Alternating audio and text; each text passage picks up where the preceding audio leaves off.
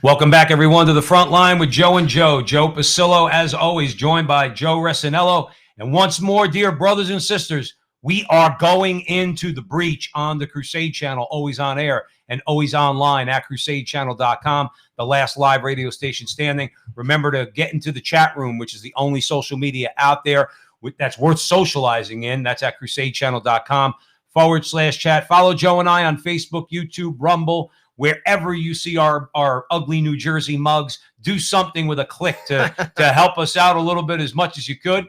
And remember, a couple things. We do have our Patreon page. If you want to support us financially, you could drop a couple bucks in at patreon.com/the frontline with Joe and Joe. And Veritas Catholic Network. Veritas Catholic Network. That is $13.50 on your AM dial if you're in the Connecticut, Westchester, Northern Long Island area. We do have a Sunday afternoon interview show that's on there. And we just recently got permission, thank the good Lord, that after those shows air, we could then put them on our social media, which we will as they air. And we're going to put a bunch up. Our producer in Canada Jonathan Ross, is going to put those up on Saturdays. Okay. So we're rocking and rolling. We're growing. Subscribers are growing. The truth cannot be contained. It just can't. Tonight's one of those today, I should say, is one of those talks that we're going to have where we have to speak the truth about a topic that, quite frankly, Joe and I have not gotten into all together that much, but we have to talk about it, which is China. China. All right? Because evidently, if you criticize a brutal communist regime that's killing tens of thousands of people, that's oppressing millions of people, that makes you a racist. So I guess if you fight against evil just because the evil happens to be perpetrated by the Chinese Communist Party, evidently, according to the American left, that tells us we're supposed to oppose dictatorships and totalitarianism and genocide, which we're supposed to, but they seem to give China a pass, and we're going to talk about that, and we're going to talk about something. Everybody knows that Joe and I on this show, we cover politics, culture, and religion, and we try to infuse as much of our Catholic faith as we can into our show. When we're going to give you an example of someone after we lay out for you, okay, exactly what the Chinese Communist Party is all about, we're going to lay out for you and give you an example of somebody who's bearing witness to the truth, somebody to whom much has been given in life, all right? And he's a great, great example about how we're supposed to fight against these evil people, these brutal regimes, these anti-Christ, because ultimately that's what they are. They're anti-Christ, anti-Catholic, particularly we know that about China.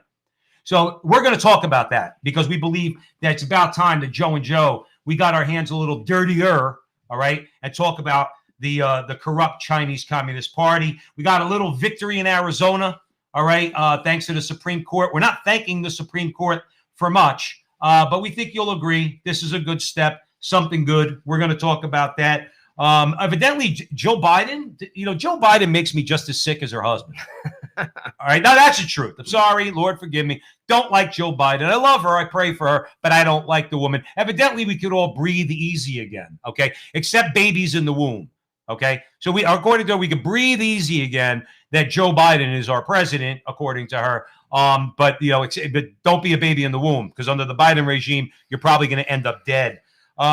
Science, Joe, I thought with transgenderism, it's all about the science. They're not going to want to hear what Joe and I dug up about the science of transgenderism.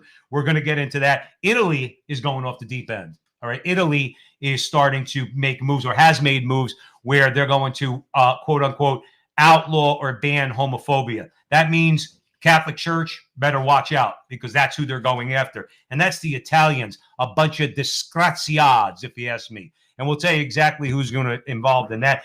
Joe, maybe you and I, all right, maybe you and I should become leftists. Evidently, there's a lot of money in it.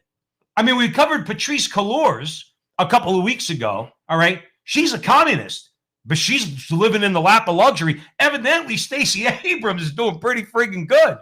So we had to talk about her. It was like I said, I don't want to be a leftist, but if it came down to I got to put food on the table. If Joe and I were doing a leftist activist show, then who knows, Joe? Maybe we can make a couple $2-3, as they say. The Senate, they're disgraziad. The Democrats in the Senate and the House, They're going full on with the filibuster. They're calling it racist, all this nonsense. They're so transparent, and we're going to break them down, especially the other. I've used disgraziad now 3 times, and we've only been on for about 5 minutes, okay? That other disgraziad in Ohio, I think it's Ohio, Tim Ryan. All right? And Andy Ngo, by the way, Joe, I think we're pronouncing his name wrong, but I don't care. What is it? I think it's Andy No. But we're gonna call him Andy Ngo. It's all good. Andy, we love you, but we're gonna call you. You got a G in there, pal. So if you got a G in there, we're gonna pronounce the G. We're not silent types, so we don't do the silent thing. It's Andy Ngo. But him and the Babylon Bee basically were offered, I call it a quasi apology from big tech for having deplatformed them. And you know what they did? They turned around and they told them, "Kick rocks, we ain't coming back." Now, having said all that, let's get into China. Well, like Joe said, we're going to talk a little bit about China, and we're going to talk about this gentleman, Jimmy Lai. He is a billionaire who is in jail. But first, we wanted to give a little background on the regime in China, particularly because they recently celebrated their 100th anniversary. A gentleman by the name of Stephen Mosier. He's on EWTN a lot on Raymond Arroyo's show. He's very knowledgeable. He spent a considerable amount of time in China. And he wrote an article basically talking about the century of carnage. That's the title of the article. It was in LifeSite News.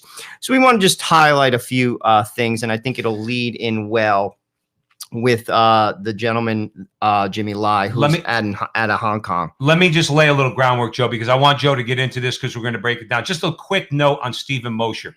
Stephen Mosier spent time in China, okay, when he was an atheist. He was pro-abortion, or let's call it pro-choice. In his case, I think pro-choice, okay? And he spent time in China, okay? Stephen Mosier is an expert on China. He's got a bad hair game, though, dude. You ever see that? Let's be respectful. But I am going to agree. Not that I have a great one. I have a no hair game. I mean, like the beard and the whole deal, it kind of freaks me out a little bit. He reminds me of the dude from Bravo who used to do Lipton. Oh, Lipton. He kind of reminds me. He could be like his lost brother. But the difference is Lipton was annoying. Yeah. Stephen Mosier's not. But Lipton was annoying. But he was an atheist. He went there to study China's one-child policy. He was floored by it, okay? Came back to America, had conversations with different pro-abortion groups in America, and their response when he said, this is really not a good thing that they're doing. They're not pro-choice. They're forcing women to only have one child. And the response he said that he got was, well, they do have a lot of people in China. So needless to say, just to put a finer point on it, Stephen Mosier became very disillusioned with both abortion and the left. He converted from atheism to Catholicism, and he's a faithful pro-life traditional Catholic. Okay, so that's Stephen Mosier, and he's super duper intelligent. Hit it, Joe. So again, he wrote an article, "A Century of Carnage," and this was in LifeSite magazine. This is what he has to say. He said, "The Chinese Communist Party recently celebrated its 100th anniversary, a careful choreographed display of nationalist fervor not seen since the heyday of Mao. Mao's successor, obviously, we all know, is the General Secretary Xi Jinping. He told a massive audience assembled with military precision on Tiananmen Square that the era of China being slaughtered and bullied is gone forever." Can we stop there a second? Absolutely. Okay.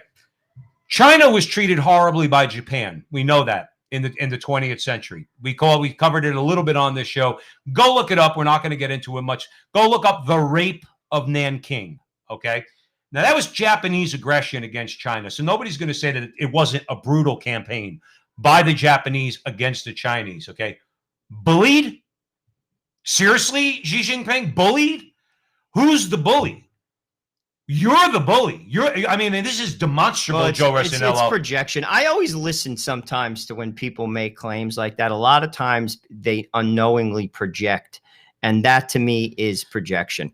Very clearly, actually, because China is a bully of its own people, and that's basically what Mosier is basically pointing out. But and going back to Mao, Absolutely. Going back to Mao. Go ahead, Joe. Well, basically, he points out, I think, some bullets. I just want to share a few of them with you because I think it's worth noting. He said, "I estimate that in all, some 80 million or more Chinese Mongols, Tibetans, Uyghurs have died at the hands of the biggest killing machine in human history. That's a bold statement, Joe. Well, that's a huge number, Joseph.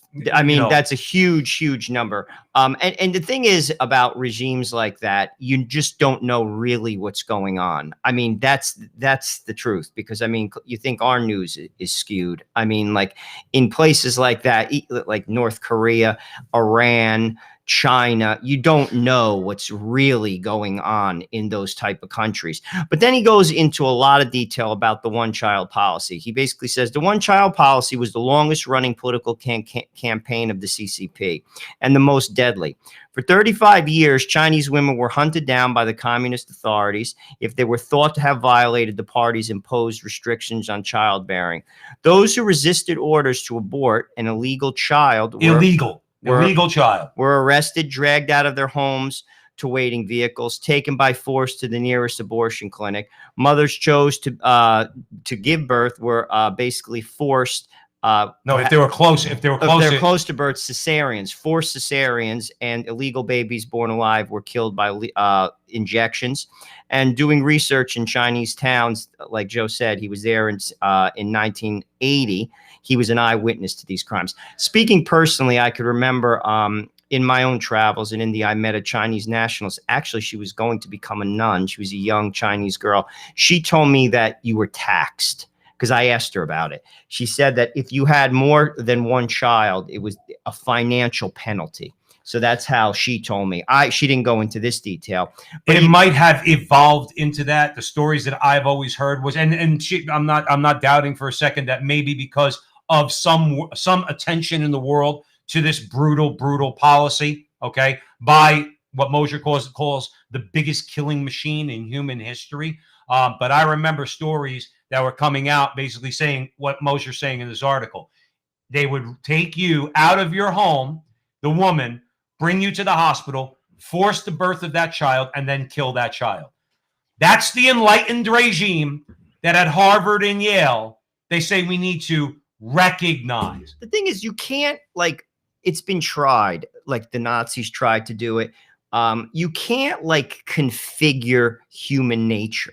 Man, like, it just doesn't work. And now, because we covered this on another show, they don't have females in China. Right, they now have moved to a 3-child policy. Right, because there's no women. Correct. So, I mean, like, you see, this is where, like, it's like almost like the natural law with regard to animals. If you go to like an ecosystem and you take out, I'm just going to make it up, you take out a snake. Well, the snake eats the frogs. And if you take out the snake, then the frogs run rampant, and then it just throws everything off. So, I mean, like, when man tries to, like, genetically maneuver through, like, a culture or a society, like I said, the Nazis tried to eliminate the Jews. It didn't work, and it wasn't going to work. This is the same type of stuff. It doesn't work. And this is another thing that Mosier talks about. He says that they've been around now, what is it, 100 years. They outlasted the communists, as in the Soviet Union. But even that, this isn't going to last. Communism is a failed system. They're going to cause havoc, and they have caused havoc. And frankly, this is the worst part of it. And people should pay attention. But Joe, they're gonna cause havoc. Here's the sad part about it, and this is where Joe and I prove to you all on the Crusade Channel, always on air and always online at crusadechannel.com. We're nonpartisan. We cover all the time. You got the Chamber of Commerce that's begging the Biden regime to let in foreign workers, normalize relations with China, do away with the tariffs that Trump imposed on them. So this brutal regime is allowed to be in business and be in power in large part due to the American Chamber of Commerce business interests and the left-wing, whatever you want to call them, the hard left in America that are basically communist at their core. So they support the Chinese. That's why when you and I and all of us, and I saw Tom Gugliotta's out there. By the way, Tom Gugliotta, former NBA basketball player. Did you know that?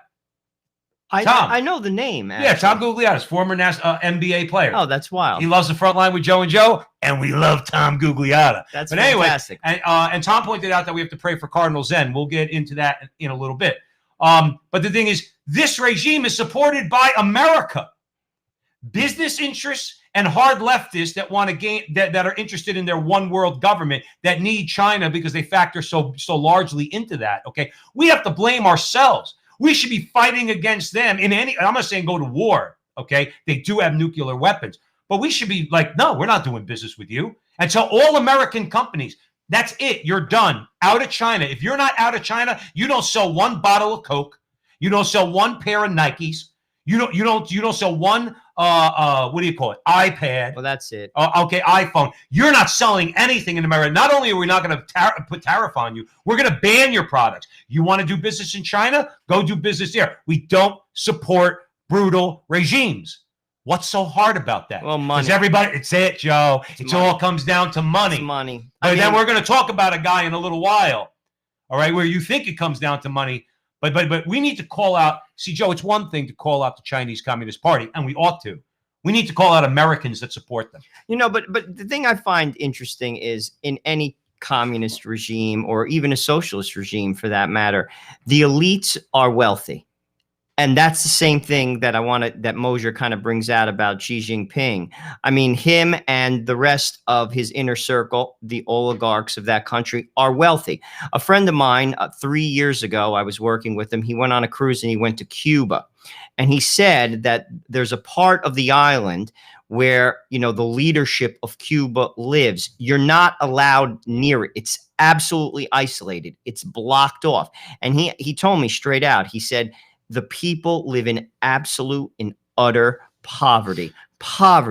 And this is what they're trying to, it's a lighter version of it, obviously, but they're trying to create equality. That's what communism sells to people. Equality. If you go to parts of the world, like for instance, in Eastern India, whenever there's poverty, communism is there.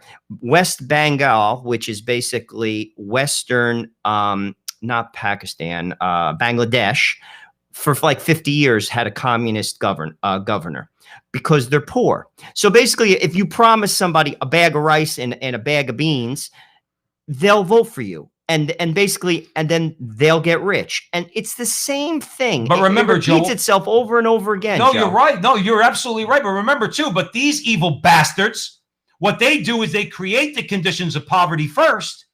So then they can exploit that with the people that say, well, you know, you're poor. Yeah, but the capitalists didn't make you poor.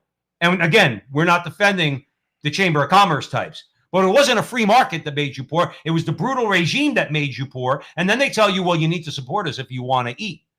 That's what they do. And by the way, Joe, that's what they're trying to do in America.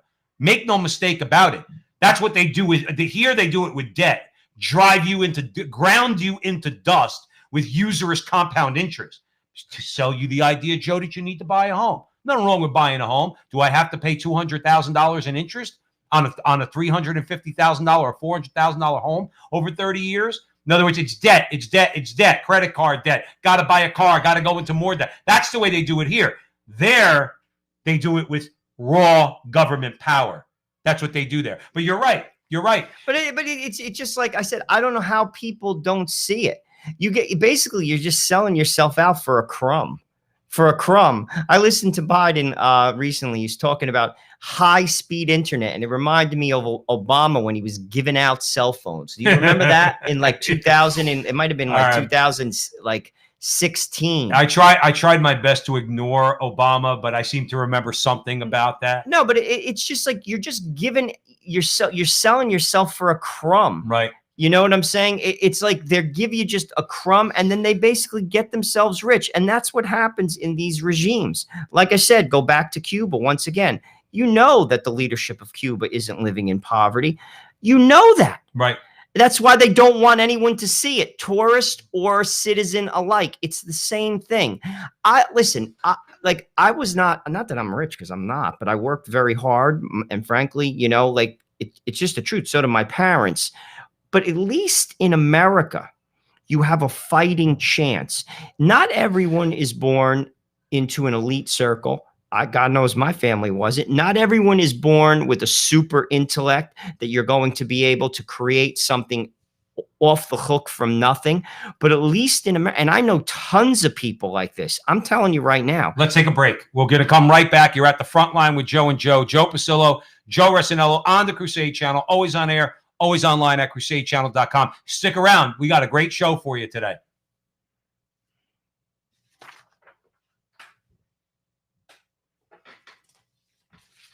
Welcome back to the front line with Joe and Joe. Joe Pasillo, Joe Resinello, way in the breach because we're talking about China on the Crusade Channel, always on air and always online at crusadechannel.com. But that's my point, Joe, is that you get what's nauseating is that you get Americans, like we said, that support this.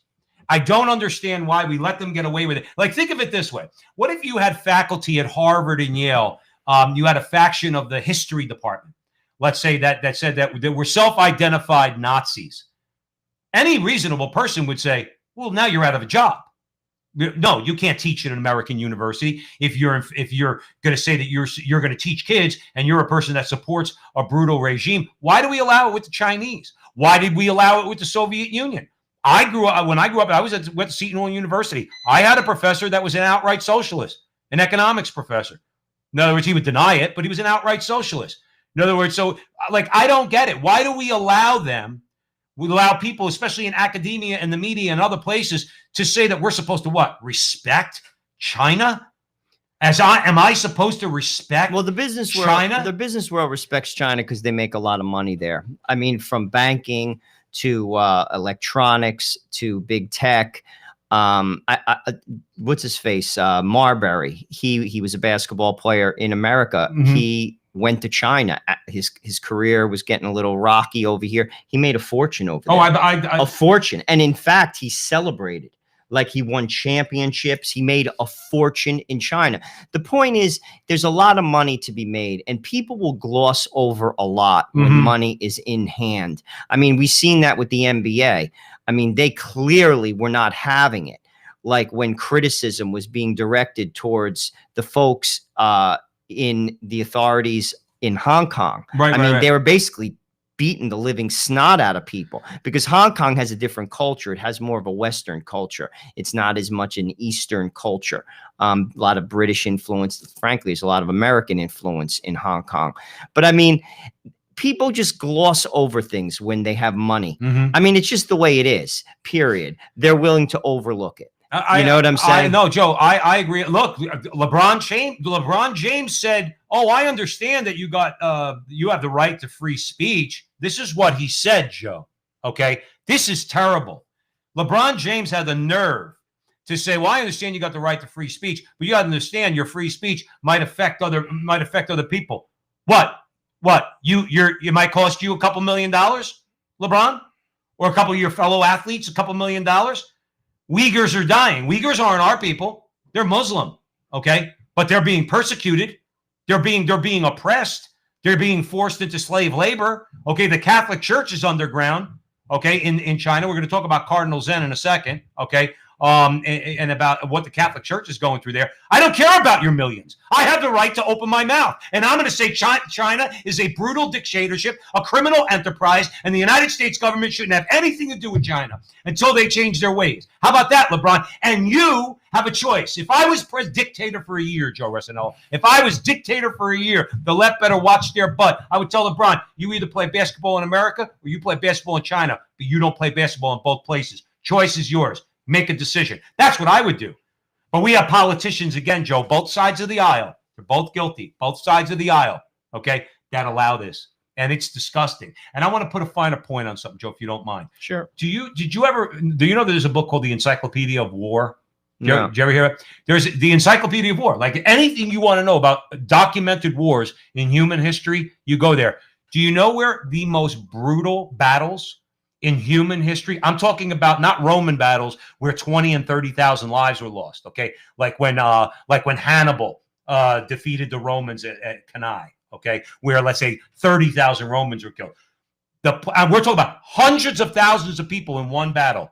China, when the Chinese warlords were fighting against each other, in antiquity, those battles are documented. Those wars are documented. They are amongst the most brutal people, the powerful ones anyway. And that's the ones who are usually waging the wars.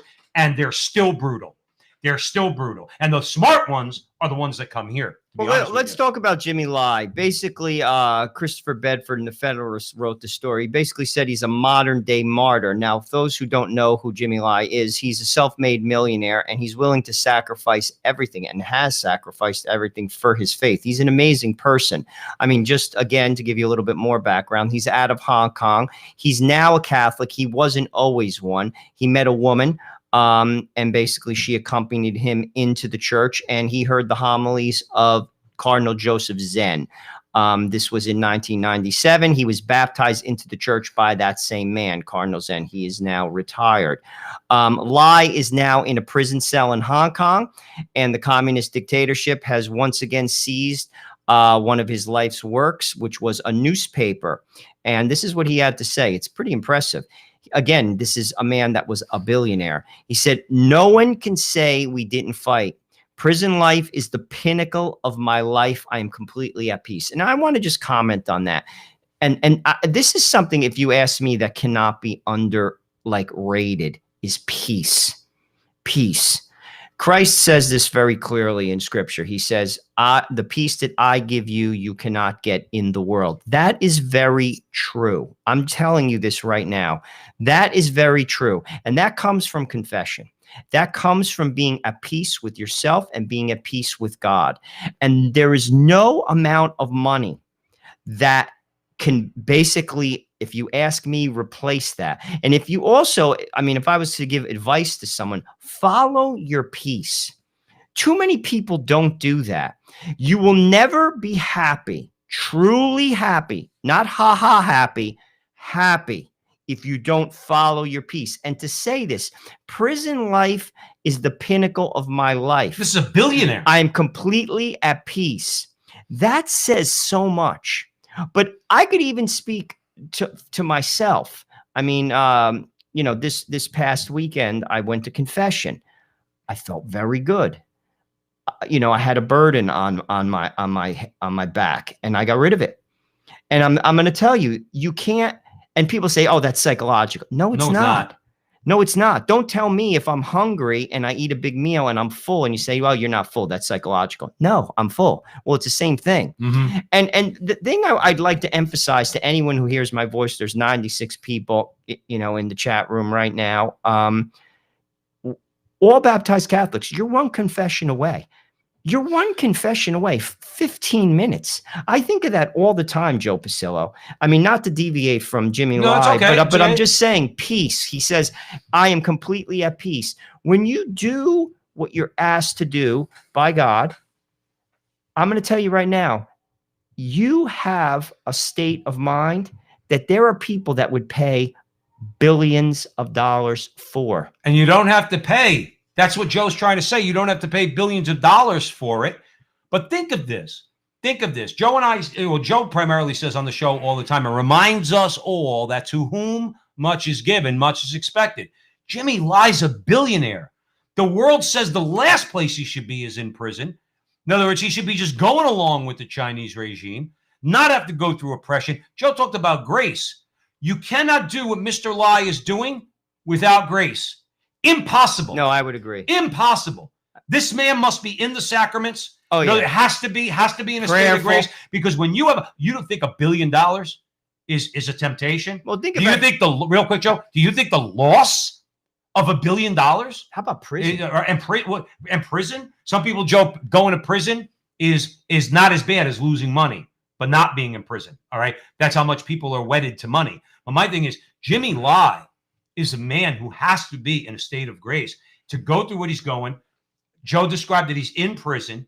He's completely at peace. And he's saying prison is the pinnacle of my life. And this is a billionaire newspaper man who the Chinese government has shut down.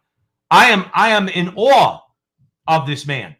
And when I saw Christopher Bedford's article, I was like, we have to talk about this, because you want to know what? The American leftists want me to take a page from, let's say, foreign communists, whether they be Russian, whether they be Chinese. No. I'm not going to, what? Xi Jinping is supposed to be my hero? No, Jimmy Lai is my hero. He's the hero of the moment as far as I'm concerned, okay? Because he's standing up for the truth, and he's ready to die, Joe. It's almost he's like, ready to die. It's almost like Thomas Becket. Yes. Very similar to Thomas Becket. I mean, he was a very, very influential man, wealthy. And, you know, Henry VIII took everything, including his life. He took all his lands too. And he had a big family. And his one daughter begged him to sign the oath. And he wouldn't do it. Wouldn't do it. So my point is, it's very hard to do this type of thing. As Joe said, I couldn't agree with him more. The only way one could do that is if you live a very prayerful life. There, you know, I mean, think about St. Peter. St. Peter saw the miracles of Christ. He went up the mountain and saw the transfiguration of Jesus Christ, and he still ran away. So, I mean, that just gives you some insight into human nature. I mean, like, he saw miracles. He watched Christ transfigure, and he ran away like a 5-year-old girl. So my point is, there's no way when, you know, the chips are down, you're going to do this on your own will or your own strength. He clearly is a person who has met the Lord. And here's another thing, you know, he's one of many, actually it's tens and hundreds of thousands of people. If you read the annals of saints and people who changed their life radically. I mean, that it's sort of like in the gospel when the three kings, I think it's very like symbolic of when they meet Christ, and then it says in scripture, and then they went home another way. You see, that's when you know that you've encountered the Lord. It's not like if your life hasn't changed as a result, and that's where the term born again, well, there's even that term like to a degree within the Catholic faith. That's why a lot of religious Catholics, when I mean religious, they become monks or they change their name. That's why when a pope becomes a pope, he changes his name. He's a new creation. When you go to heaven, you're supposedly going to get another name that God is going to give to you specifically. Why? Because you're a new creation. You're a new creation. And yeah, we can't have. I like the way Jimmy Lai likens. See, because remember something. I know a lot of atheists like to say that, well, communism is kind of a religion, so we don't agree with them. Yes, you do, because just because you could point to certain religious aspects of, let's say, a communist regime, Soviet Union, the Chinese Communist Party, Castro. There is a religious quality, but it's an ape of religion. It's not authentic religion in any meaningful sense. So Jimmy Lai makes a good point. He says they have initiation into the party, Joe Resinello. It's kind of a baptism. This is Jimmy Lai. They have self-criticism as a kind of, it's a confession of sins. Okay. Re-education. We've covered that on the show, the Khmer Rouge and what they did as far as re-education is a kind of penance. And elevation to hero of the party as a kind of sainthood. And of course, at least Mao has a kind of everlasting life as a photo hanging in Tiananmen Square, smiling as an embalmed corpse is in a casket in the square. This is not religious. This is supplanting God with the religion of the state. Well, that's what socialism does. That's what it does. That's what it does. And Jimmy Lai's pointing it out. Jimmy Lai's pointing it out. And he's willing. Again, I'm completely amazed by this guy because he's willing to completely lay down everything. I think Americans should really take a good long look at Jimmy Lai and what it means, because Americans, remember, Joe, everybody in America is Christian. We're all supposed to be Christian. Are you living a Christian life? I don't know that I could do what Jimmy Lai did. I'm not going to lie. But with grace, you could do anything. With grace, you can. You could do anything. But I'm tired of hearing if you're a Christian, but you're going to do business with China. Okay? And it's such a web, too. You don't even know, Joe Resinello, when you're buying stuff from China. That's the worst part about it, because if you knew, you'd probably say, nah, I'm not going to buy that. My point is that we need to start acting like Christians. That includes Protestants and liberal Catholics. Stop making excuses for brutal regimes like the Chinese Communist Party. Stop, okay? Because we're tired of it. Jimmy Lai is an example of someone who truly is bearing witness to Christ, okay? And he's going to wind up being a martyr, Joe. Well, he's a saint. And he's suffering. I mean, we're not, there's a term, detachment. you know, as a Christian, particularly a Catholic, you shouldn't be really attached to anything. This world is transitory. I mean, the older I get, particularly with the passing of my father, recently, I watched him, you know, deteriorate over a 2-year period. He was a very healthy person till he was 75, extremely healthy, actually. So my point is, you know, we're here and we're gone. It's just the way it is. I mean, like, even if like you live to be 100, we're here and we're gone. A friend of mine recently reached out to me and told me next year is my 30th year out of college. They were talking about getting together. I remember walking out of college like it was yesterday. I'm not even kidding. 30 years has gone by. In 30 more years, I'll be 81 if I'm even here. You see, we lose focus on that. You see, that's one thing when you're close to God. I mean, like, you know, everything passes through. That doesn't mean, listen, you lose all your money, you lose your health. It's, you know, it's, you know, you're not going to just say, oh, okay, I lost that. But my point is, our treasure isn't here. And I'll be honest with you, you don't just acquire that mentality. That comes by living that mentality when you have your health, when you have your treasure. You know, I've watched holy people die as well, particularly nuns, and they don't mourn. And I remember talking to a nun, this is a missionary of charity, saying, like, when a sister dies, she said to me very seriously, she said, Joe, when one dies and they live a holy life, it's like going from one room to the next, passing from the living room into the kitchen, taking a step. It's an easy transition. Mm-hmm. But when you're not walking, that's a hard transition because you're not thinking like that. You're not living like that. You have to live the life. And this guy, what he accomplished by basically to give up, you know, $1 billion. Do you know how easy it would have been for him to just kowtow to that? You know, absolutely. Very easy. And people do that all the time. I mean, I've seen people in my own profession basically sell their soul for a lot less than $1 billion. Joe, we say on the show all the time, we have a hard time canceling our HBO subscription when they insult us as Christians, or Netflix when they insult us as Christians. This guy's going to die in prison, or they're going to put a bullet in his head, one or the other, lose $1 billion in the process. And we don't want to. We don't want to stop using Gillette, because they've gotten woke.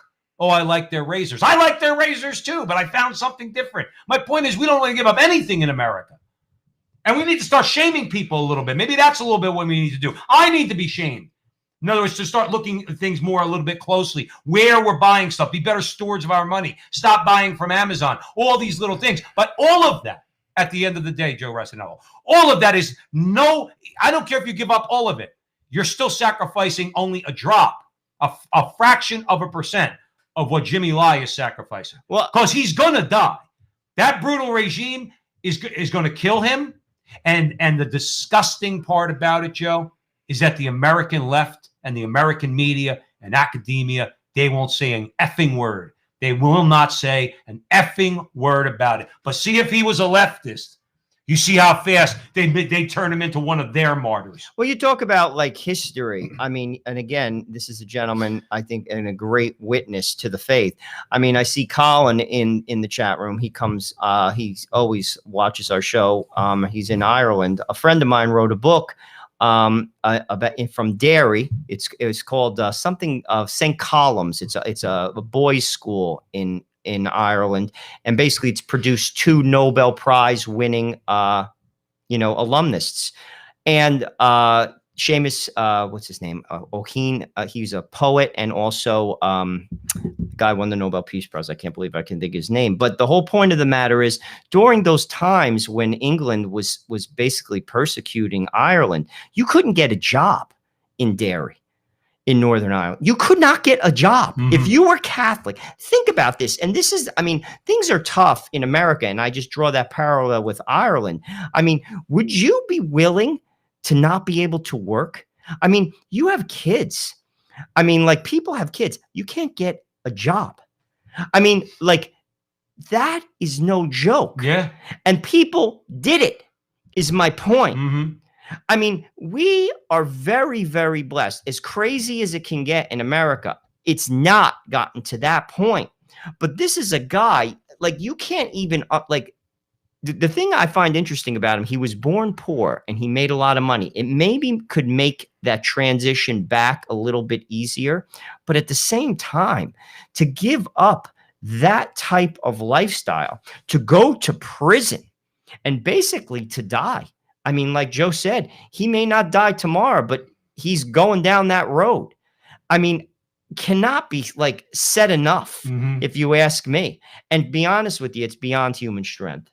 It's beyond human strength. Well, look, like you said earlier, in other words, we all could fall very, very quickly. We need the grace. Obviously, Jimmy Lai has it. What Jimmy Lai needs more of right now is our prayers. Offer up your next rosary for him, for argument's sake. Have a mass said for him.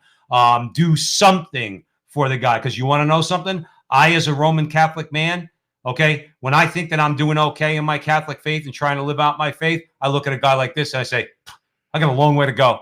I got a long way to go. Because I don't know if I'd give up $1 billion. I pray to God I would, okay? But this guy needs our prayers. And the Chinese Communist government needs to come down. It needs to come down. And the West better start putting pressure on them. And people in the West, citizens, need to start replacing the leadership that coddles the Chinese Communist Party with people that are going to fight the Chinese Communist Party, like Trump did. Did that get us taken down, Joe, of social media? I don't know. Okay, like Trump did. And call them out for what they are. They are a brutal, murderous, communist dictatorship. That's what they are. They are part of what we've said on this show is communism, international communism, which is a criminal enterprise. That's all it is. That's why, as Joe mentioned earlier, that's why you get rich when you're a communist leader. I use the word loosely. Leader, okay? Whether you're Castro, whether you're Stalin, who died in his deathbed, whether you're Mao. That's why you get rich and everybody else stays poor. That's why you became a communist to begin with, because you wanted to get rich. It's power, too. All right? Rich with money, rich with power. Let's stop with communism. Let's throw communism on the dustbin of human history. How about that? I still can't believe it's being tried, especially after the Soviet Union. Because nobody calls them out on it. Nobody walks into the colleges and fires these professors that are teaching it. Nobody turns around. You need to create a stigma for those who say they believe in communism in America the same way you would do for anyone who says they believe in Nazism. There needs to be a stigma. You need to shun those people. You need to stay away from those people. What it is, I'm convinced of it. The academia, who prescribe to this, I'm convinced of it. These are men and women who are very, very bright. If you ask me, a lot of them can't make money in the private sector. I actually think it's a jealousy thing. They'll never admit to that, but I think that they look at sometimes people who are in the private sector and they say to themselves, I am 55 times smarter than this person, yet they could buy and sell me 4 or 5 times over. And that is what drives them into this mindset. I'm convinced of it. I am not going to disagree. Like, I mean, that's just my insight into them, because they're smart enough to know that it's a failed system. Like, if you're smart enough to teach at Harvard, you know that it hasn't worked. Well, you know, just based on the numbers, 80 million people and going strong, evidently, in China. And those same professors that would say, oh, the Holocaust, the Nazis killed 9 million people, 6 million Jews and 3 million others. In other words, the communists in China make Hitler look like a piker in the killing department. Okay? These guys even surpassed Stalin.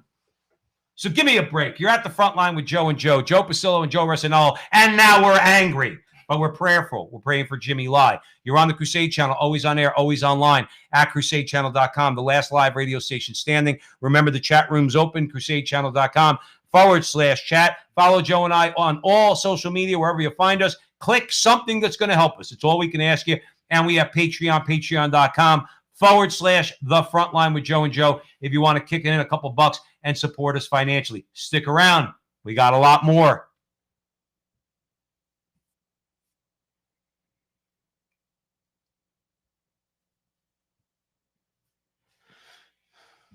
Welcome back, everyone, to the front line with Joe and Joe Pasillo and Joe Resinello. And yeah, when you're talking about China, as we did in the first segment, you're really in the breach. You're really in the breach. And you want to know what? I blame Americans. I blame it. That regime would not have the type of power that they have, okay, if it wasn't for Americans, business interests and political interests that coddle these murderers. And it really needs to come to an end. So from something that's angering to something that we feel is somewhat hopeful, I think, Joe Rossinello. Absolutely. It's somewhat hopeful. So we're going to switch gears a little bit and bring it back to America. We're going to bring it back to America. Well, we're going to talk a little bit about the Supreme Court, a couple cases, and then we can make some general comments because there's been a lot going on in the Supreme Court as of late. Real quick, we got a comment that I want to comment on. Okay, Joe Rossinello, if it's okay. Our man Colin, he's out in Ireland. Okay, makes a good point. Jerry, you ever hear of Ravi Zacharias? He's a Protestant apologist. No, okay? I haven't. Very effective guy. He didn't agree. He was anti-Catholic. To a degree. He died recently. God rest his soul. Very smart guy, though. Very, very smart guy. And he told the story. He used to tell the story because he did a very good job. I wish Catholics would do this type of job of arguing and debating atheists. Okay. So he was talking about Stalin. So Colin brought it up. This is an example of what we're talking about. I think it's a great example. Okay. Stalin was on his deathbed. This is according to Svetlana, his daughter. Okay. That Stalin on his deathbed. Now think about it. This guy who killed millions dies in a bed. That's the first thing to notice. Before he died, he looked up. He raised his fist in the air. And then he dropped his hand. His head fell back and he died. Stalin was not an atheist.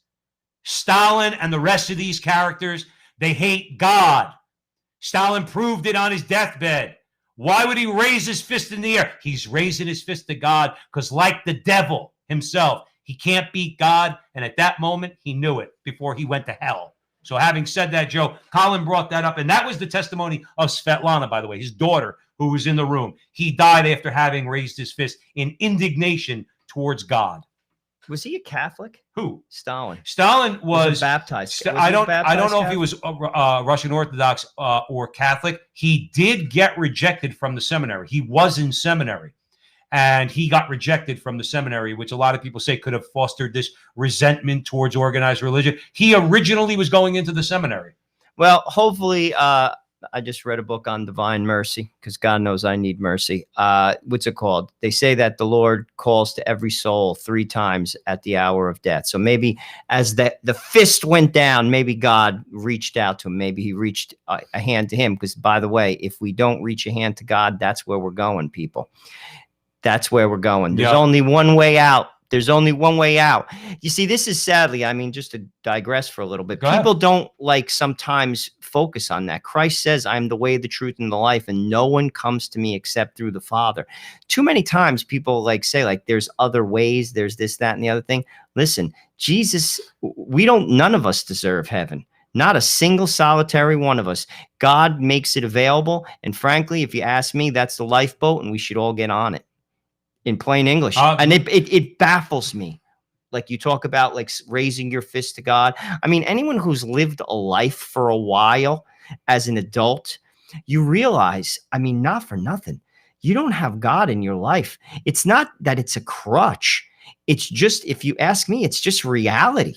It's just reality, right. Joe Pasillo. We were made by God, for God, to love him, serve him, and be with him in all eternity. That sums it all up. Right, Joe, but you got to remember something. I mean, when you think, and I think about this all the time, because obviously Joe and I say on the show all the time, and I'm not ashamed to say, I'm working out my salvation in fear and trembling. Sorry, our Protestant brothers and sisters, you can lose your soul, even after having accepted Christ.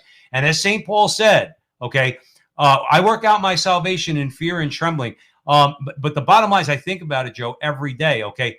Free will is a powerful, powerful thing. That's why the atheists try to deny sometimes that we have free will. But leaving that aside, free will, you have a will and it's free. You could choose God, or you, as Satan did, could say, I will not serve. And that is a powerful, powerful thing. And it's a gift. Free will is a gift. You cannot have love without free will. That's the key. Okay? You have to make a choice. Do we do it perfectly? No. That's why we have confession, because even the Lord knew we weren't going to do it perfectly.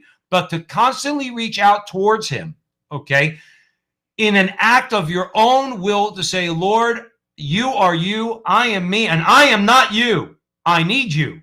Okay? That act of humility, that act of the will, that's what we have. And Joe, let me tell you something. I've got to break it to you. Okay? Even in that moment, and I agree with you. I've read that before, and I hope to God that that's exactly what he does. Joe, there'd still be plenty of people that will slap his hand away. Well, the there thing still is, would, because of free will. But it's also the grace to identify that hand. You see, you live a lot of times, you die like you live. That's the truth. I mean, like, you have to identify it. How many people don't see? A lot of people, a lot smarter than Joe and I, don't see because they don't want to see. I mean, like this is, you know, we talked about China. People just gloss over things. We've had many interviews, Joe and I, in the Catholic world, a lot of times converts. And recently we interviewed a gentleman that's involved in the St. Paul Center out of Steubenville, Ohio, and he was a convert. A lot of converts out of there because Scott Hahn is a convert. We've interviewed Scott as well. And he said he came from a very fundamental, Corazine. Joe. Oh, yeah, John, Rob Corsi. Yeah. So he's involved at St. Paul Center in Steubenville. And frankly, you know, he told me, I found that I had to ask him on it. He's like, I came from a very fundamental Baptist background. We took the Bible literally. And I said, Rob, you take the Bible literally. How did you get around if you don't eat my flesh and drink my blood, you have no life within me? Right. How do you get around upon this rock I will build my church, and the gates of the netherworld will not prevail against it? How do you get around these things? Right. But you do. And Rob's infinitely smarter than I am. Infinitely. So my point is, human beings, it has everything to do with the will. You see, it's the will. But I would say this though, and this is one thing where we try to have a little bit of balance or try to understand, because I you know, again, if you're faithful and you contemplate these things, the scales don't just appear on your eyes. They grow over time. Okay. They didn't just miraculously appear on your eyes to the point where you can't see, like St. Paul, and you need divine intervention to take it off. Every time we turn away from God and then we don't acknowledge that in confession, those scales get thicker and thicker and thicker and thicker, to the point, Joe, there is no transparency. You can't see the light anymore, even a dim one, through those scales. And that's what I think happens with a lot of people. That's why I think on their deathbed, a lot of the times, again, God has to respect your free will because he gave you that gift. And if you slap his hand away, hell is where you're going. Hell is where you're going. And also, and it's a shame. And also keep this in mind, because I'm going to, you know, speak it from a theological perspective. I'm not going to say it in a crude way, but sin dims the intellect. This is a fact. It dims the intellect. Do you know that Joan of Arc was questioned for days by bishops, and she never spoke a heresy? I read a book about Joan of Arc. She never spoke a heresy. She was questioned by people and she was illiterate. It dims the intellect, sin. This is a fact. I'm telling you this right now. That's why people don't see certain things, particularly around abortion, things that are so clear. And frankly, that's why, I'll be honest with you, why I think our show has had success. We always say we have PhDs in common sense, because common sense is not that common anymore. Many of the things we say, if you ask me, it's just straight up and down common sense. We just have, frankly, the guts enough to say it. Right. That's it. We have more guts than all the people out there that are running corporations that have millions of dollars or high-priced basketball players. We don't have more nerve than they do. I mean, it's just we lose our job. You know what?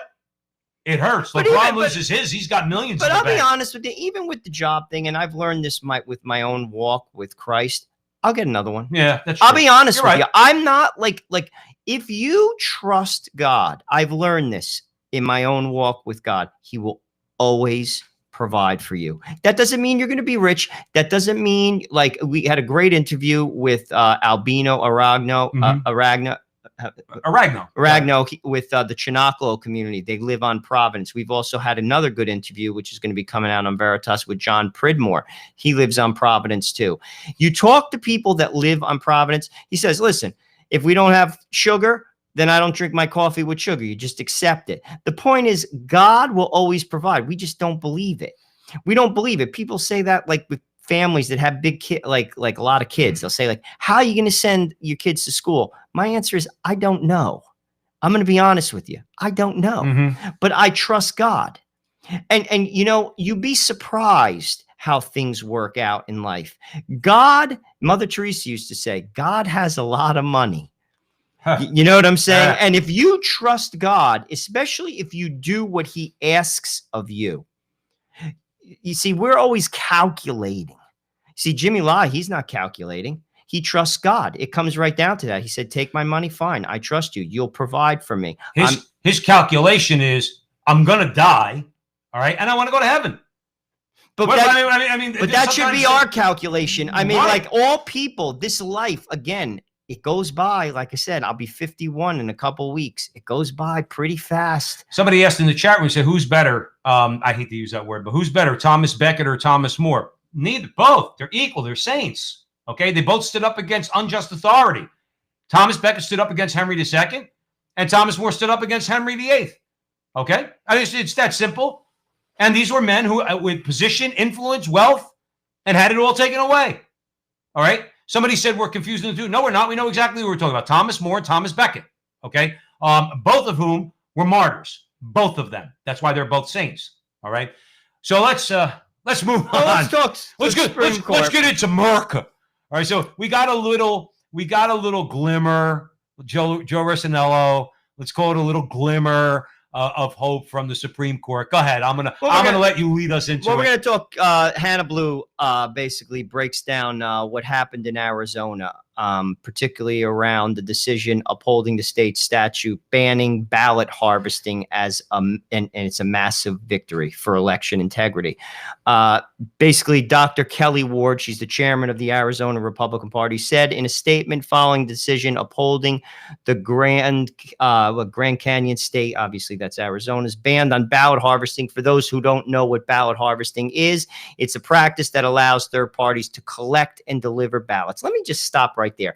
I can't even believe that we would even entertain such a practice.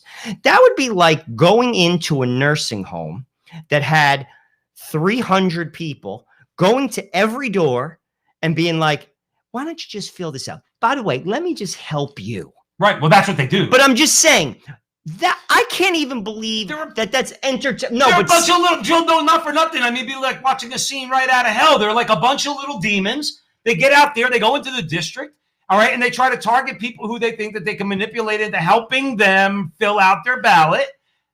I mean, it's just like even for like an 8th grade, the president of the 8th grade.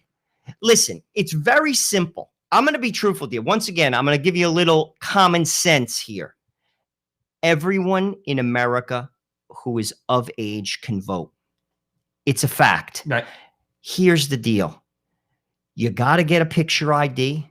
You got to show that you live in the district. That's also what was going on here. They were saying that you could vote out of district. No, it doesn't work that way. No, if you're not in the district, you don't vote. And here's the thing. Again, common sense control. Okay, common sense control. You got to be 18. You have to have a valid identification. If you don't drive, you can get an identification, a non-driving identification. It works that way, whether you're in Mississippi or you're in Massachusetts. You got to show that you live in the district. You got to show up and vote. See, Joe, what Joe is doing right now on the Crusade channel, always on air and always online at crusadechannel.com, the last live radio station standing. What Joe is doing right now is completely valid. He's explaining very in a common sense way, what should be done. You need an ID. You have to live in the district. Here's the other Joe's response. Having agreed with Joe and what he said, okay, we're not letting you cheat. That's what you're supposed to do to fat Stacey Abrams, okay? That's what you're supposed to do to her. We're not letting you cheat. Call me a racist. I don't care. We're not letting you cheat. You are a lying Democrat, okay? We know you want to cheat. You know that you use ballot harvesting and other things to be able to cheat effectively. And then when we catch you and we stop you, then you want to say, you're a racist. No, you're a lying cheat, and we're not letting you do it. And the Supreme Court just said, not only Joe, by the way, and I apologize, everybody out there, Crusade Channel, I shouldn't call Stacey Abrams fat. I have to now go to confession for that. And I'm being serious. I shouldn't do that. Having said that, though, somebody's got to get in her face at people like her and say, no, we're not letting you cheat. I don't have to make an argument. Now, Joe's argument's perfect. Perfect. All right. No question about it. But I'm not there. I'm not there. I'm there in their face saying, you're not cheating. Or as they say in Newark, you ain't cheating. I ain't letting you. Well, this is what Alito had to say. Because Spot on, by the way. He wrote the majority opinion. He said the court holds that Arizona's out-of-precinct policy and its ban on ballot harvesting do not violate Section 2 of the Voting Rights Act, and the ban on ballot harvesting was not enacted with a racially discriminatory purpose. That was important for him to say. And to be honest with you, again, I can't even believe, whether you're a Republican or Democrat, you would even propose ballot harvesting. And again, you have to vote in your district. Now, what it comes down to, and this is, in my view, the fundamental problem with the radical left, it's the word authority. They cannot live with any boundaries. Listen, there are rules to life. For instance, you can't go outside your house and defecate in the sidewalk. Why? Unless you live in San Francisco. You can't do that. Because why? If you do that, disease breeds, right? So we have to go to the bathroom in a structure, which is called a toilet, and you flush the toilet. Why? For sanitary purposes. Why? Because it keeps society safe. They can't live with any boundaries. This, to me, is common sense. And here's the nefarious part about it, is how the press says that it's racist. No, it's not. No, it's not. And I'm so glad the Supreme Court said it. It's not racist. That's what Alito said. That's basically what he said. He goes, there's nothing discriminatory here.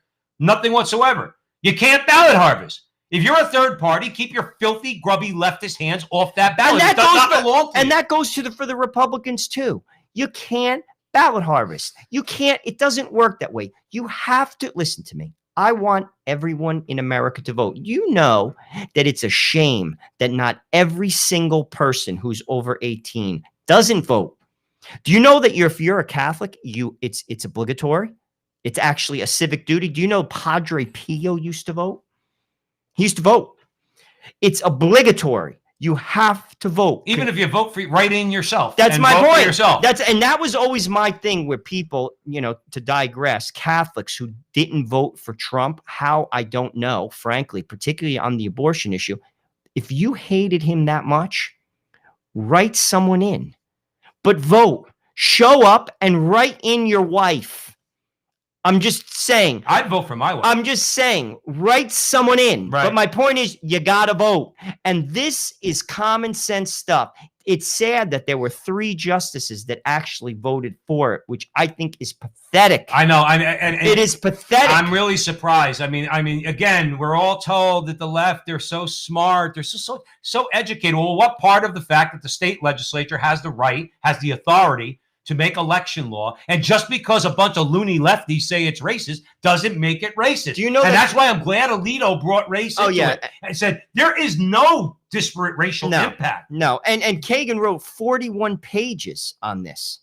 I mean, I'll be truthful with you. I don't see it. She's a hack. Listen, not for nothing, you're a lot smarter than me. This to me is common sense stuff. Listen, you have, once again, in this country, if you're 18 years old, whether you're in Hawaii or you're in Maine, you can vote. But here's the deal. You need an ID. You got to show where you live, and you got to show up. And election day is one day. That's right. Not a month. We got to take one a break. day. We have to take a break. You're at the front line with Joe and Joe. Joe Pasillo and Joe Resinello. We are obviously way in the breach on the Crusade channel, always on air and always online at crusadechannel.com, the last live radio station standing. Remember, the chat room is open at crusadechannel.com/chat. Follow Joe and I all over social media. If you want to invest a couple bucks in us in our future success, patreon.com/the frontline with Joe and Joe. And please download the Veritas Catholic Radio Network mobile app so that you can hear Joe and I and a bunch of other great content, both original and EWTN content on there at veritascatholicnetwork.com. And I forgot to mention earlier, but I'll mention it now. please go to Crusade Channel, hit listen free, and take advantage of the free trial subscription. So because we're doing a subscriber push, because we're firmly convinced that at the end, you're going to want to be a subscriber to Mike Church and the whole lineup down there at the Crusade Channel. You're with the Frontline with Joe and Joe. Stick around. We'll be right back.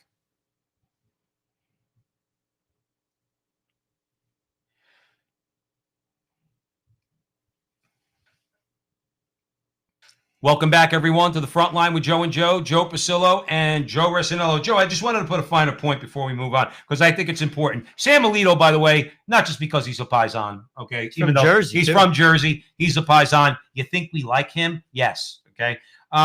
He did say this, and I thought it's very important, okay? Because he's saying it from the bench, but Joe and I might say it a different way here. He said, quote, even if the plaintiffs has shown a disparate burden caused by HB 2023, that's the Arizona law, the state's justification would suffice to avoid Section 2 liability, he wrote. A state, now this is the part that Kagan and Sotomayor and Breyer need to get through their head if you actually want to read what the Constitution says. A state indisputably has a compelling interest in preserving the integrity of its election process. You see what I mean? And what Joe's trying to say? Common It's a no-brainer. This is a no-brainer. And they're mad because, again, Joe, we are not letting them cheat again. Well, let's talk again. This came out of the Supreme Court. Then there were some other things. I want to make some general comments after we get through this with this story. Catherine Hamilton reported that the Supreme Court sided with the Americans for Prosperity Foundation, that's the AFP, against acting California Attorney General Matthew Rodriguez in favor of keeping nonprofit donor records private, smacking down a measure pushed by Vice President Harris that conservatives feared could be used to target them. And again, this was a 6-3 decision. Let me just break it down. Basically, what they want to do is donor lists, make them public. So let me just say this. So say you supported, I don't know. Well, use a real. Just give you a real life example. Brandon Ike, Catholic, founder of Mozilla, gave $1,000 to defeat gay marriage in California. He got doxxed. He lost his job as the founder of the company. Here's a real life example. Well, it was a 6-3 decision. This is what Roberts wrote. He said, protected associations furthers a wide variety of political, social, and economic, education, religious, and cultural ends, and is especially important in preserving political and cultural diversity and in shielding dissent expressed by the majority. Now, again, this is common sense. Here's another thing. You know that they're going to use this against you to try to basically cancel you. You know it. So why would you go along with this? Right. Like, to me, this is such a no-brainer once again. It's a no-brainer. And this also, keep in mind, because we've covered a number of things. Supreme Court doesn't get it right all the time. They're never going to. Their ideas stink. The left, Joe Biden's regime, expect more of this. And this is the comments that I wanted to allude to. Robert George had some interesting Facebook commentary this week regarding they're still beating up the Supreme Court rejected the cake guy. Yeah. I heard about that. And there was also another case earlier on last week. I believe, I forget what state. It was a transgender situation that the Supreme Court basically refused to take it. Roberts is a trip. I'm sorry. It is. I mean, he's an institutional man. He came from Bush. It's par for the course. But this is the comment that I want to make about that. Basically, I don't sweat that either. And I'm going to tell you why. Because all he's doing is kicking the can down the line. It's going to bubble back up. It's like I've seen men like this operate in the corporate world. They kick the can down the line, but ultimately things come to roost, and they will. And I think also the reason why the court doesn't take this, obviously because it's going to make waves. They think it may lose. And they don't want to have their hand in that mess. And that was another thing that they recently did, obviously in November.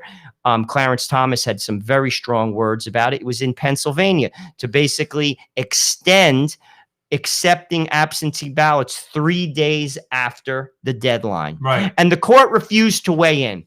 So here's the deal. That's your job. Obviously, you're doing a disgraceful job when you kick the can down the line, but I still don't worry about it. And I'm going to tell you once again why.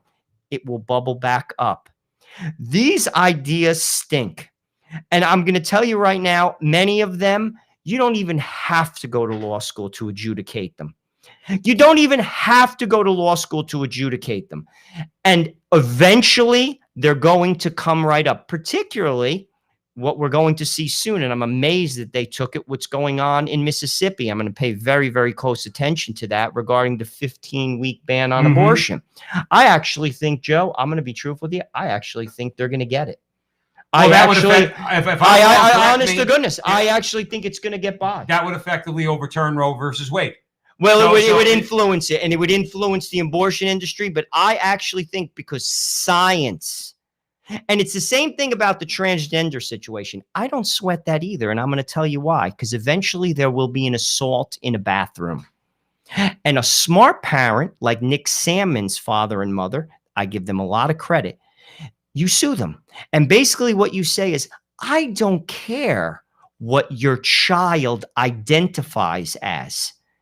Science says he's not a girl, he's a boy, and he has no business in that bathroom. And remember something, these school districts are not CNN or Washington Post that can afford a few $1 million. Correct. They will change. And that's they get sued and they lose. And that's exactly what you do as the parent. That's you basically say, listen, the DNA of that child is not a girl. It's a boy. I don't care what type of puberty blockers you threw into that child. I don't care what type of surgery that child had. He is who he is because science says so. They sue, they win. Then it'll go to the Supreme Court. All Roberts is doing is what's it called, delaying the inevitable. Do you think I was reading the stories during the week and thinking about a few things. Do you think Roberts is and the quote unquote conservatives with the couple that we mentioned, like the Arizona case, that strikes me as throwing a couple crumbs. You know what I mean, Joe? Like, all right, I know like Roberts, like I know I screwed up. I should have heard the Pennsylvania case. We didn't hear it. Let's give the conservatives what could amount to a victory for them. Won't be too controversial because not too many people are in favor of ballot harvesting. So they throw us a crumb.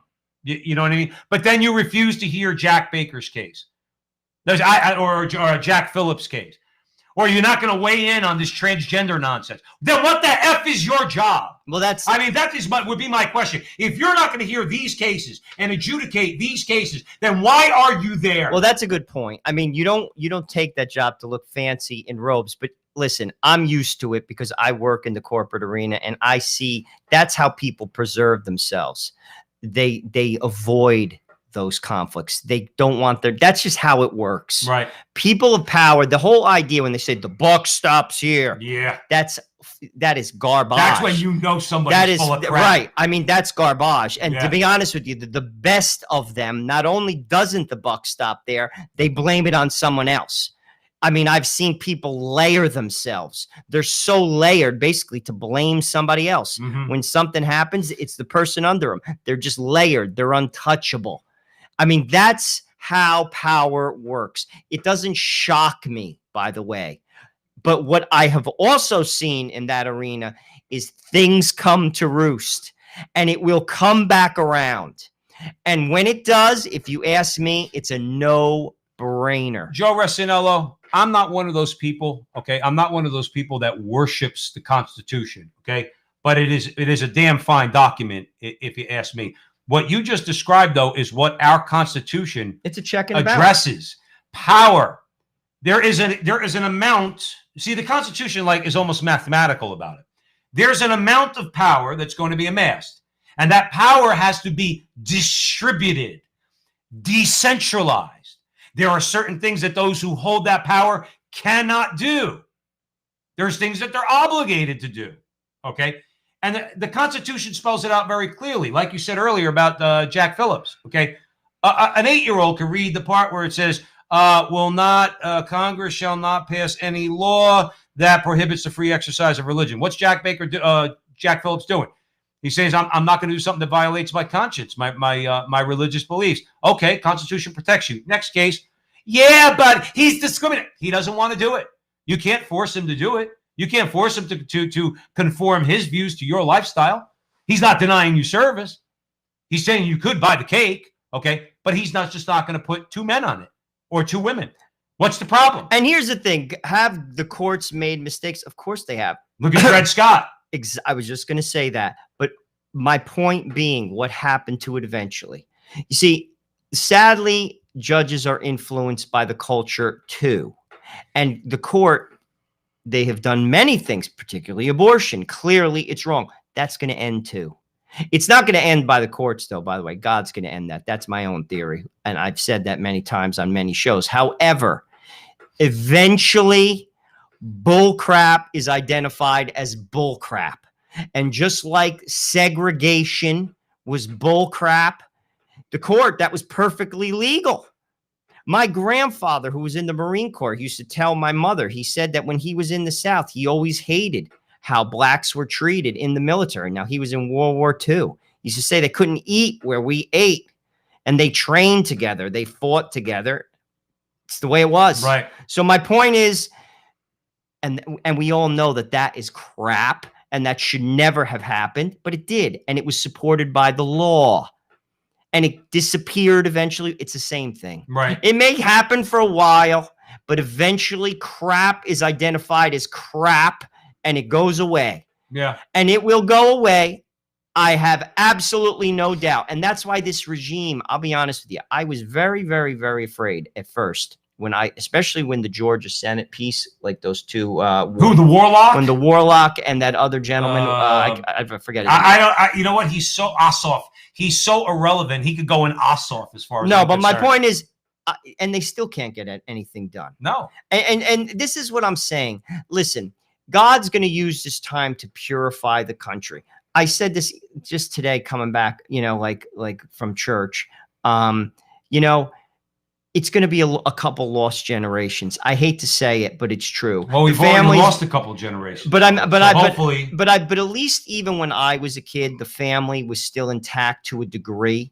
I mean, there was a code among men, even men. Like I had neighbors that didn't go to church, but they were married 60 years. I could think of a number of them, actually. And it's not that they lived the most virtuous lives, not for nothing, but there was a code among men, at least the ones that I knew growing up.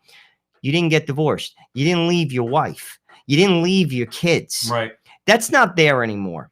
It really isn't. And that's not just for the poor. It's for the rich, the poor, the smart, and the simple.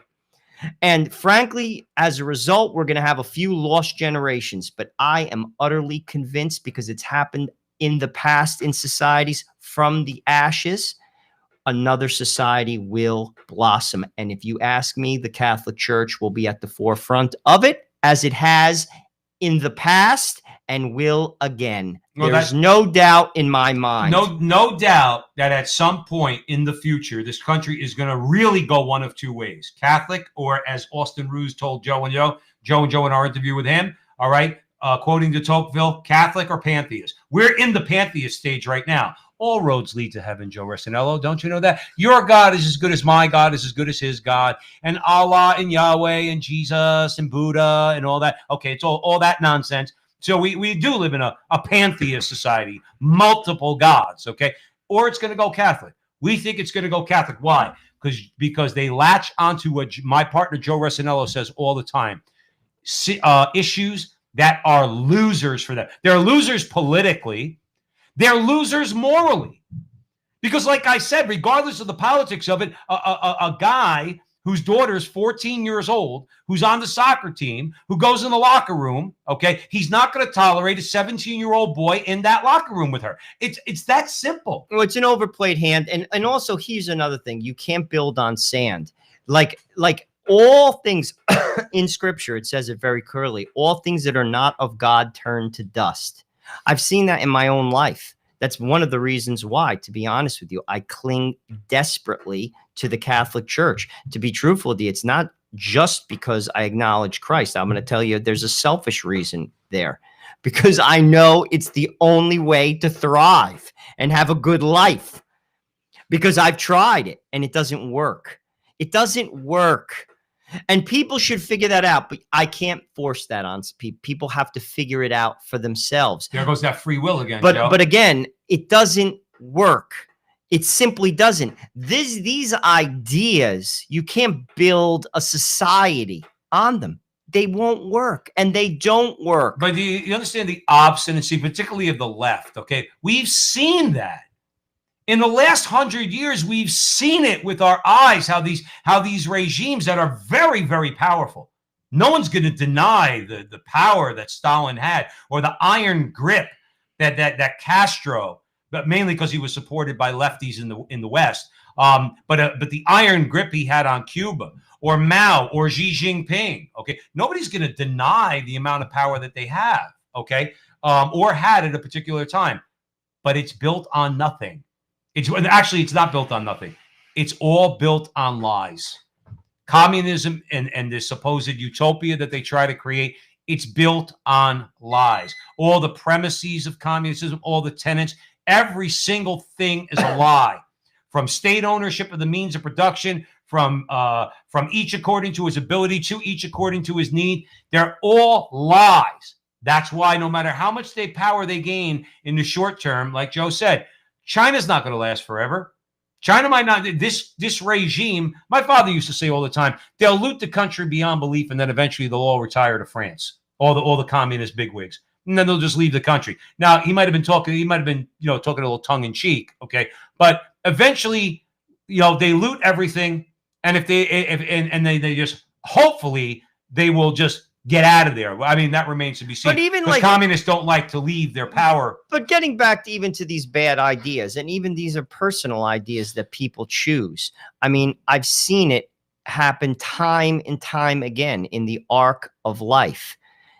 It doesn't work, and it's not meant to work. You see, again, when we go against the natural law, there's trouble in our own life. It's just the way it is, and there's no getting around it. You see, people sadly just double down and triple down, and they double down.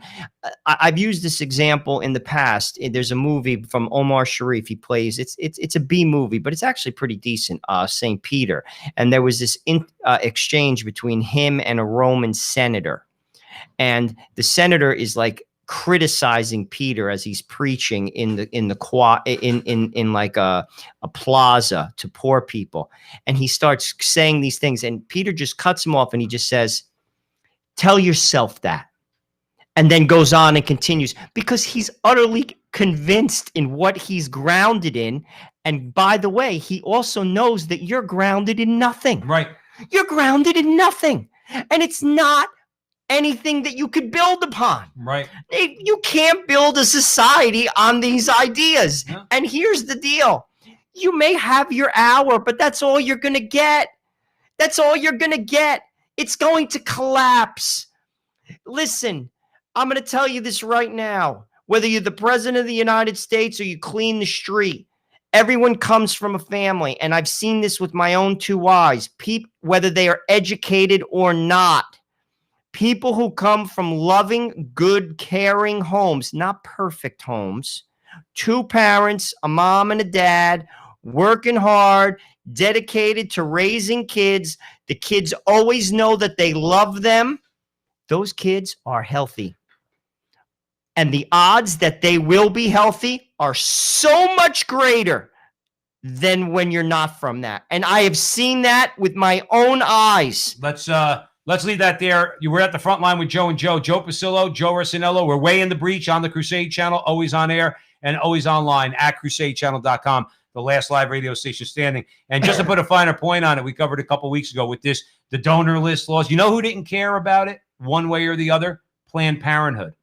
Planned Parenthood. You want to know why? They're not in danger of losing any donors. You want to know why? Because if they do, they know they get hundreds of millions of dollars from the government. How disgusting is that? They'd care if that spigot was turned off, okay, which somebody needs to turn off government state funding, whether on the federal or state level, of abortion, okay? But it's funny, they don't have a dog in this fight, Joe, because when you get a few $100 million from the government, you don't have to worry about private donors. So let's move on, Joe. We have a few minutes before the end of the segment, and we go to a break. So Jill Biden, I was telling Joe before the show, Jill Biden, she may make me more sick than her husband. Well, she was on the cover of Vogue recently, and interestingly enough, they snubbed Melania Trump. Of course. Which is the most elegant first lady in American history. I mean, in terms of also the way she dressed, everything, the way she carried herself. Okay, knows everything. Okay, she did nothing wrong except the fact that she was married to the Orange Man Bad. All right, but Vogue doesn't want anything to do with her. They'll put that troll Hillary Clinton on the cover. Okay, they'll put Michelle Obama on the cover. Okay, but they won't put Melania Trump, and then they put this other troll, Joe Biden. Well, he did heal the country, Joe. Well, you know, CNN said that, by the way. Look at the lights surrounding the reflecting pool. It's as though it's Joe Biden's arms extending out to the American people. I'm not joking even a little bit. CNN said that the camera was on the reflecting pool. It was the nighttime. The lights along there looked like arms. And that's what this, I don't know if it was That is absurd. Yeah, Joe Biden's arms reaching out to the American people to heal a wounded nation. You wounded it, you bunch of scumbags. People like you and people like all the people at MSNBC and all the people at academia. You're the ones that ruined it. You hated Trump because he called you out on your BS. And Biden's going to heal the country. Well, St. Jill Biden says that, go ahead, Joe, kick it off. Well, basically, do we have the time or we got to go to a break? No, we got a minute. Start it off. But I mean, basically, let's just talk about like the healing of the nation. Under Biden, violent crime has surged in the Democratic-run cities. It was there before. It's gotten even worse. That's provable through statistics. Except because you're talking about, what's her name from Chicago, Lori Lightfoot, who will cite you, arrest you, and take you to jail. She got into it with a reporter from Newsmax. If you saw the press conference, okay, because she's trying to say that crime's going down in Chicago. And I'm following the data. Because if you look at the numbers, crime's going up, you idiot. Oh my gosh, it's absurd. That woman is not only scary looking, she's scary. Well, obviously, inflation is hiking up prices and depressing purchasing power for working Americans. But this is the party of the working man. A reported 1 million immigrants are illegally crossing our border. Again, party of the working man. And expanded federal unemployment payments continue to slow down growth in states that keep paying people not to work. Now, this is the man that's healing the nation. But again, you'll say this to people and they just selectively ignore it. Right. That's the sick part. To be honest with you. Right. The only people that can be truly happy about Biden is the abortion crowd. Because of what he did on the executive level. I mean, they're really the only ones that can be happy because he's the only one. They're the only group that he was able to do anything for. Somebody show me or correct me if I'm wrong. I mean, maybe I'm misinformed. What has he done? No, but we can break that down. I have my own theories on the 47% that consistently vote, Democratic, and that number's going down. But I mean, there's probably out of that percentage, 33% that are basically no matter what happens, if Joe Biden broke into your house, they'd still vote for him. Right. That's sad. But there's probably of that 47%, 33%. But I'll be honest with you, that other 14%, because I know people who are rational and who vote on the Democratic Party. Again, we don't agree on the abortion, but I'm just talking about their functioning people who are historically Democrats. They're not for a lot of this stuff. And frankly, I think they're losing them. And I've even heard that they're saying now, I've read articles that Harris can't carry the ticket. Joe. No, that woman. But they're saying it now. I don't know why people would have been duped by Biden. But let's take a break. You're at the front line with Joe and Joe. Joe Pasillo, Joe Resinello, Away in the Breach on the Crusade Channel, always on air and always online at crusadechannel.com, the last live radio station standing. Please remember to follow Joe and I across social media. Wherever you find us, click something that's going to help us. We are on Patreon if you want to donate a couple bucks on a monthly basis. Doesn't have to be a lot, but anything helps. Patreon.com/the Frontline with Joe and Joe. And two, very quickly, download the Veritas Catholic Network mobile app if you want to hear Joe and my interviews on AM radio with some great Catholic personalities. And finally, Mike Church and the Crusade Channel doing a subscriber push. Okay, so go on the website, crusadechannel.com, hit listen free, take advantage of the free trial subscription. We're convinced you're going to want to become a subscriber. So stick around. We'll talk to you on the other side of the break.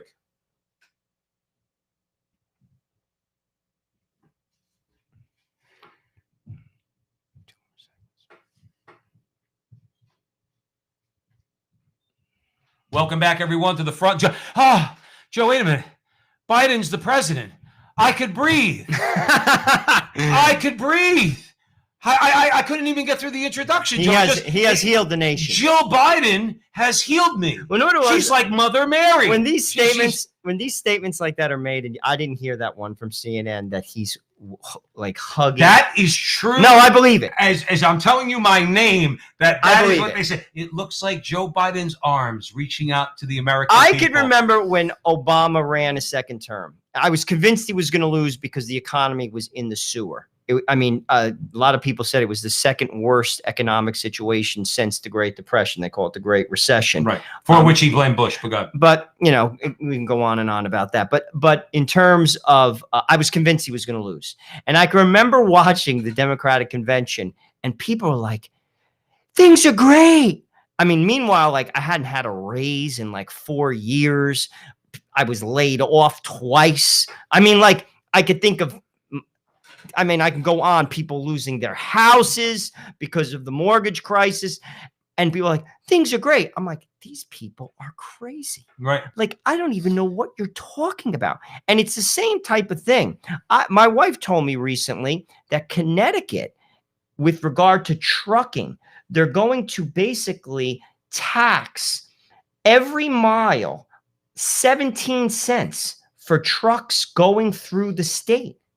Dude, that's devastating. And I mean, this is a blue state. Supposedly, they're supposed to be for the working man. But you're going to do that to a guy who owns a tractor. Well, he's done. Who picks up trailers and drives them so that you could get your products at Walmart. That's the whole thing. Like, here's the thing. And someone commented on it in the press conference, and they basically said, well, they gave him like that green environmental thing. But it's like, are you living in reality? Let me tell you something. Rufus, with his beard down to his chest, who's driving that tractor trailer from the middle of Indiana, all right, who drives 18 hours at a clip because he's got to put food on the table. Okay, Rufus doesn't want to hear your lies, your green lies, because that's all they are lies. Okay, and you want to put him out of business. And he doesn't want your universal basic income, Andrew Yang. The man wants to drive a truck.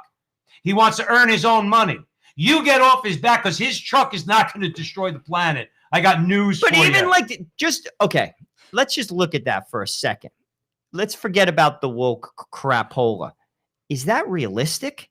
Like, if, first of all, you're going to put out all small businesses with regard to small trucking businesses, you're out of business. Right. You can't absorb that. Now, if you can absorb it, like say milk, Tuscan milk. I'm sure that they have like dairy farms in Wisconsin. I mean, I don't follow them, but they're huge. Mm-hmm. The point is they can absorb it. All they're going to do is pass it on to you. Right. The prices are going to go up of everything. Well, they have to. For the truck driver to stay in business, whatever he gets tagged per mile, he's got to add to the bill. Yet people will defend the Democratic Party.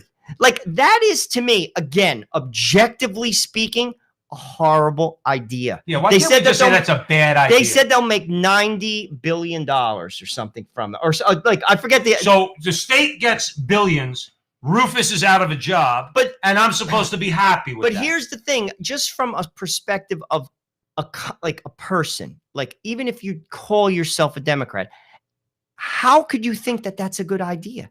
That is a horrible idea. Because here's the thing. What are you trying to force people to not use gas? Well, guess what, guys? We're far from that right now. Maybe one day we'll get there, but right now we're not. Joe, I'll be honest with you, just to digress for a second, okay? I'm starting, I've always said, I got no problem driving an electric car if the prices come down, okay, and they make them reasonable for working people. If you could work out the battery situation, okay? I got no problem owning an electric car. Can the electric car do 80 down the New Jersey Turnpike? That's all I want to know. Can I play the radio when I'm driving? That's all I want. Does it look pretty good? I don't know. Teslas look pretty good.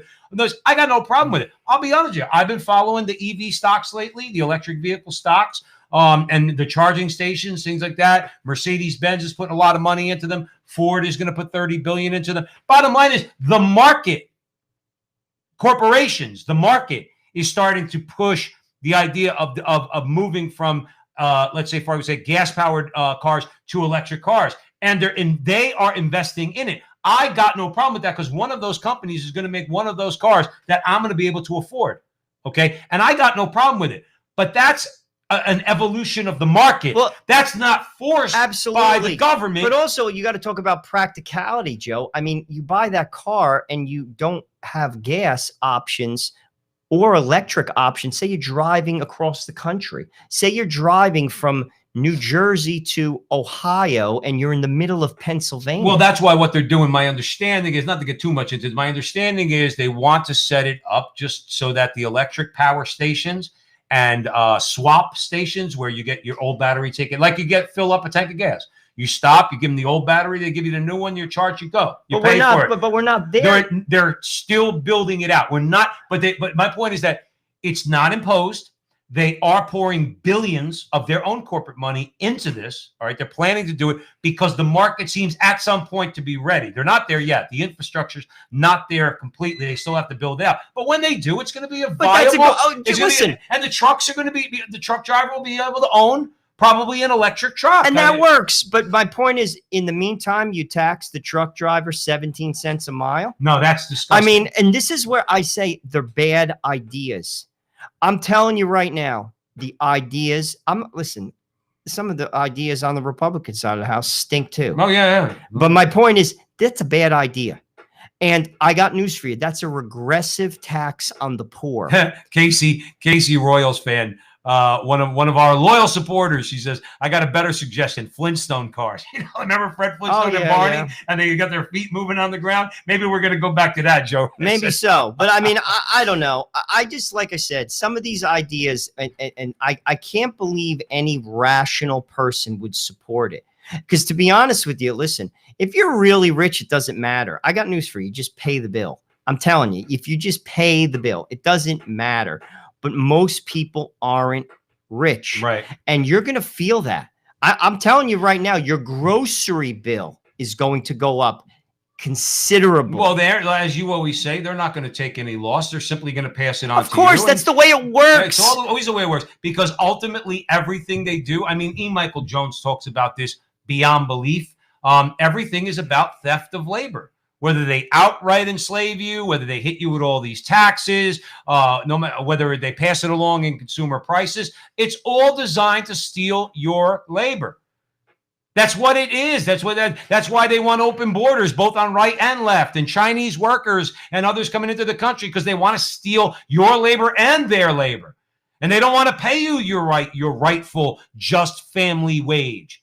They want to dilute your wages. We covered 2 weeks ago, the construction industry 40 years ago was paying about $40 an hour. The average now is about $11 an hour. All right? That's not according to Joe. That's according to the stats. This is what the oligarchs do, both on right and left. Okay? And people need to wake up. They say, look, the earth's not dying because I'm driving a Cadillac or because Rufus is driving a Peterbilt. Okay, it's just not happening. You're not going to prove it to us because we had a couple of 95-degree days in New Jersey. Dude, believe it happens once in a while. We get 90-degree days in New Jersey. I love the name Rufus, by the way. Well, I knew a truck driver named Rufus. I knew a lot. I was in trucking years ago when I was a kid, and yeah, so I knew a lot of over-the-road guys.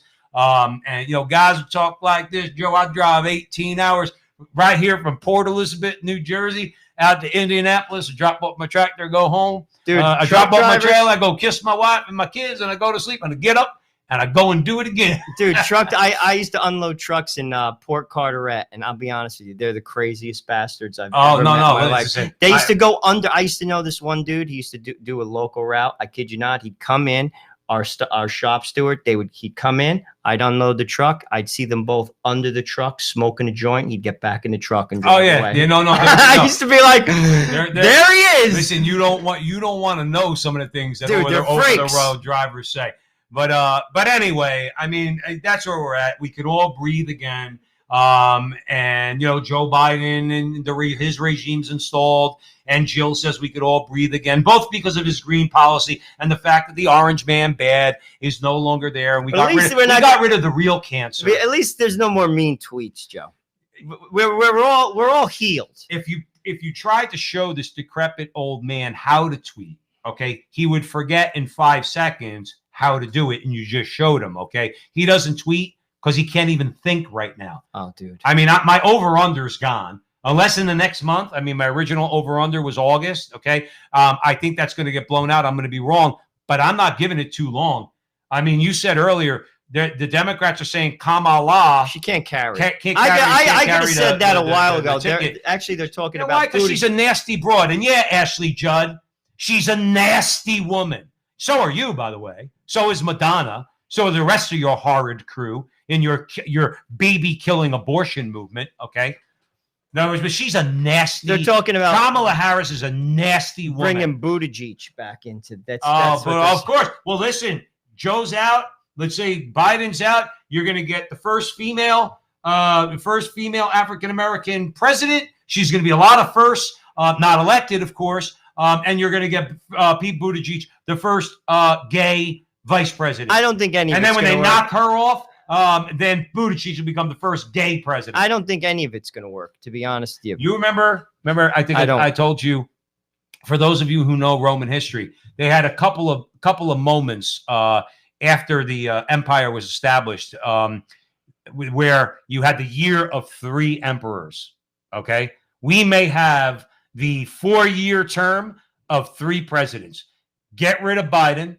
Then they get rid of Harris, okay, because Buttigieg, they'll really want to put the gay man in the Oval Office, okay? And then they'll shame the country in 2024 in having to vote for him, and then he'll be out, okay? And then maybe we'll get some sanity back. Dude. But I'm for, look, if it can happen to the Romans, it can happen to us. Biden, Harris, then Buttigieg, then bye-bye Democrats. Maybe RuPaul will run for office. Would you be shocked? No. Would you be shocked? I actually think RuPaul is going to be nominated for a Supreme Court spot, dude.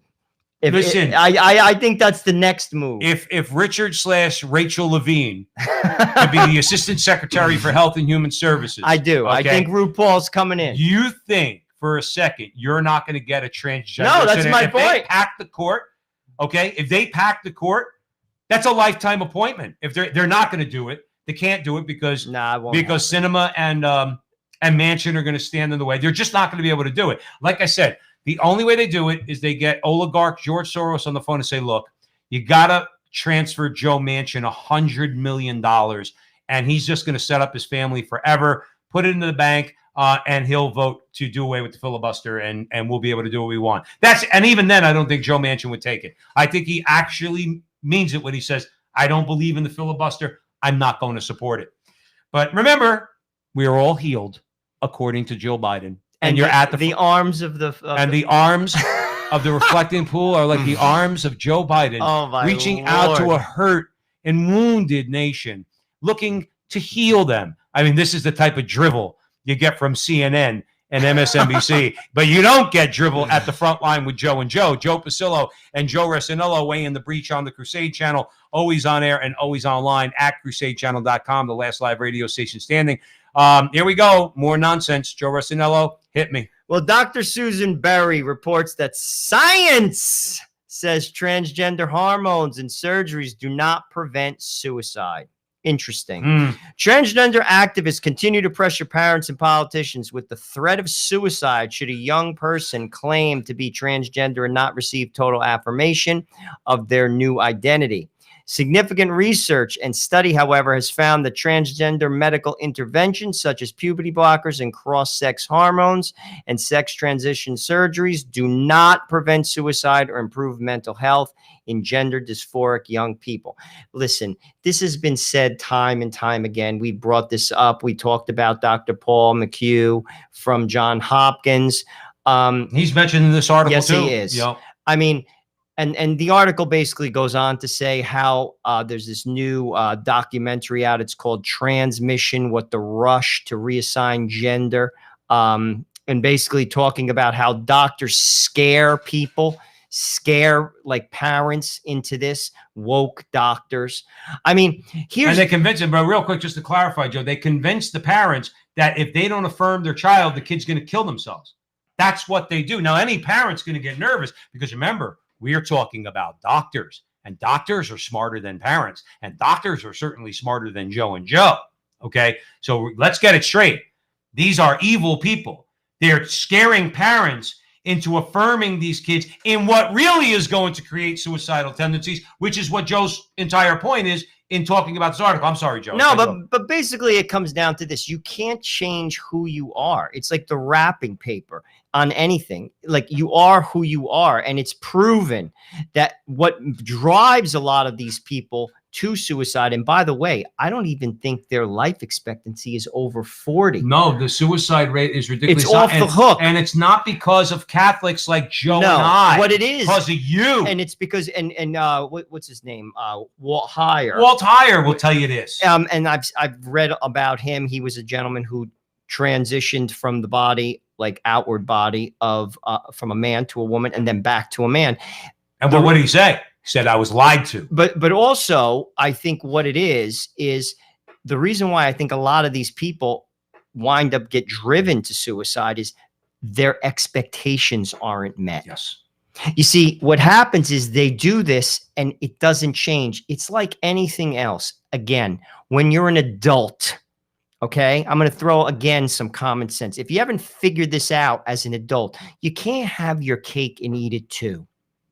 You can't. It doesn't work. It doesn't work. You basically, it's like I've thought about this in my own life, like as a practicing Catholic. I could either have the grace that comes with living a sacramental life, and with that comes peace. With that comes deep joy. I sleep very well. Or I put that down and I take other things that could give me temporary pleasure, but I'm not going to have those things. Here's the bottom line. You can't have both. You see, adults figure that out, who are looking at the world rationally and realistically. But that's why, Joe Resinello, along the lines of what you're saying on the Crusade channel, always on air and always online, these people need help. They need therapy. That's what they need. They need grace more than anything. But they need to stop acting like children, okay? And they need to grow up. That requires outreach. That requires compassion. That requires therapy. The left is telling you if you recommend therapy for these people, you hate them. And I say, no, you're affirming them in a self-destructive lifestyle. You're the one that hates them, and not us. And here's the funny part. Not too long ago, the medical profession said it straight out. Listen, the scientists, Joe, along your line, scientists are fighting back. An article at the Public Discourse by family physician Dr. Andre Van Mol of the American College of Pediatricians, endocrinologist Dr. Michael Laidlaw, and psychiatrist Dr. Miriam Grossman and Dr. Paul McHugh noted the authors of the original study retracted its conclusion after numerous requests for a reanalysis of the data led to corrected findings. What is that? What is that a way of saying? They lied. Well, they didn't like the outcome, so They said they have to reassess it. Right. They had no. The original study, they lied in the original study. And then when pushback from McHugh and others was brought back to them, and they said they pushed back and they told them this stuff is wrong. Then they retracted it. Oh, that's okay. Then they retracted it because you see, this is why you must speak the truth. This is why when people say, well, what are you doing? Just talking. No. Speech is powerful. Speech is powerful. That's why we have a protected right to free speech, because people open their mouth. Okay. This study, okay, was refuted. It was withdrawn. It was reworked, and it was corrected. Well, tell them who did the study, because these are not lightweights. You have basically. This is the American Journal of Psychology. Yeah. They released a correction to a 2019 Swedish study, which drew its primary conclusion. Oh, they're dirty people, those Swedish. Their primary conclusion that individuals who claim to be transgender experience mental health benefits following gender-affirming surgeries. That was a lie, and that's what they had to withdraw. So that's what there was a pushback against, and it was corrected. Again, why? Because people opened their mouth. They opened their mouth. And in this case, it's scientists like Dr. Paul McHugh, Dr. Miriam Grossman, because they opened their mouth and said, no. You're not acting like a doctor. You're not acting like somebody who actually cares about people. You seem to have an agenda. This is faulty, this study, and you need to correct it. You're at the front line with Joe and Joe Pasillo and Joe Resinello. Weighing the breach. We got one more segment left. Stick around.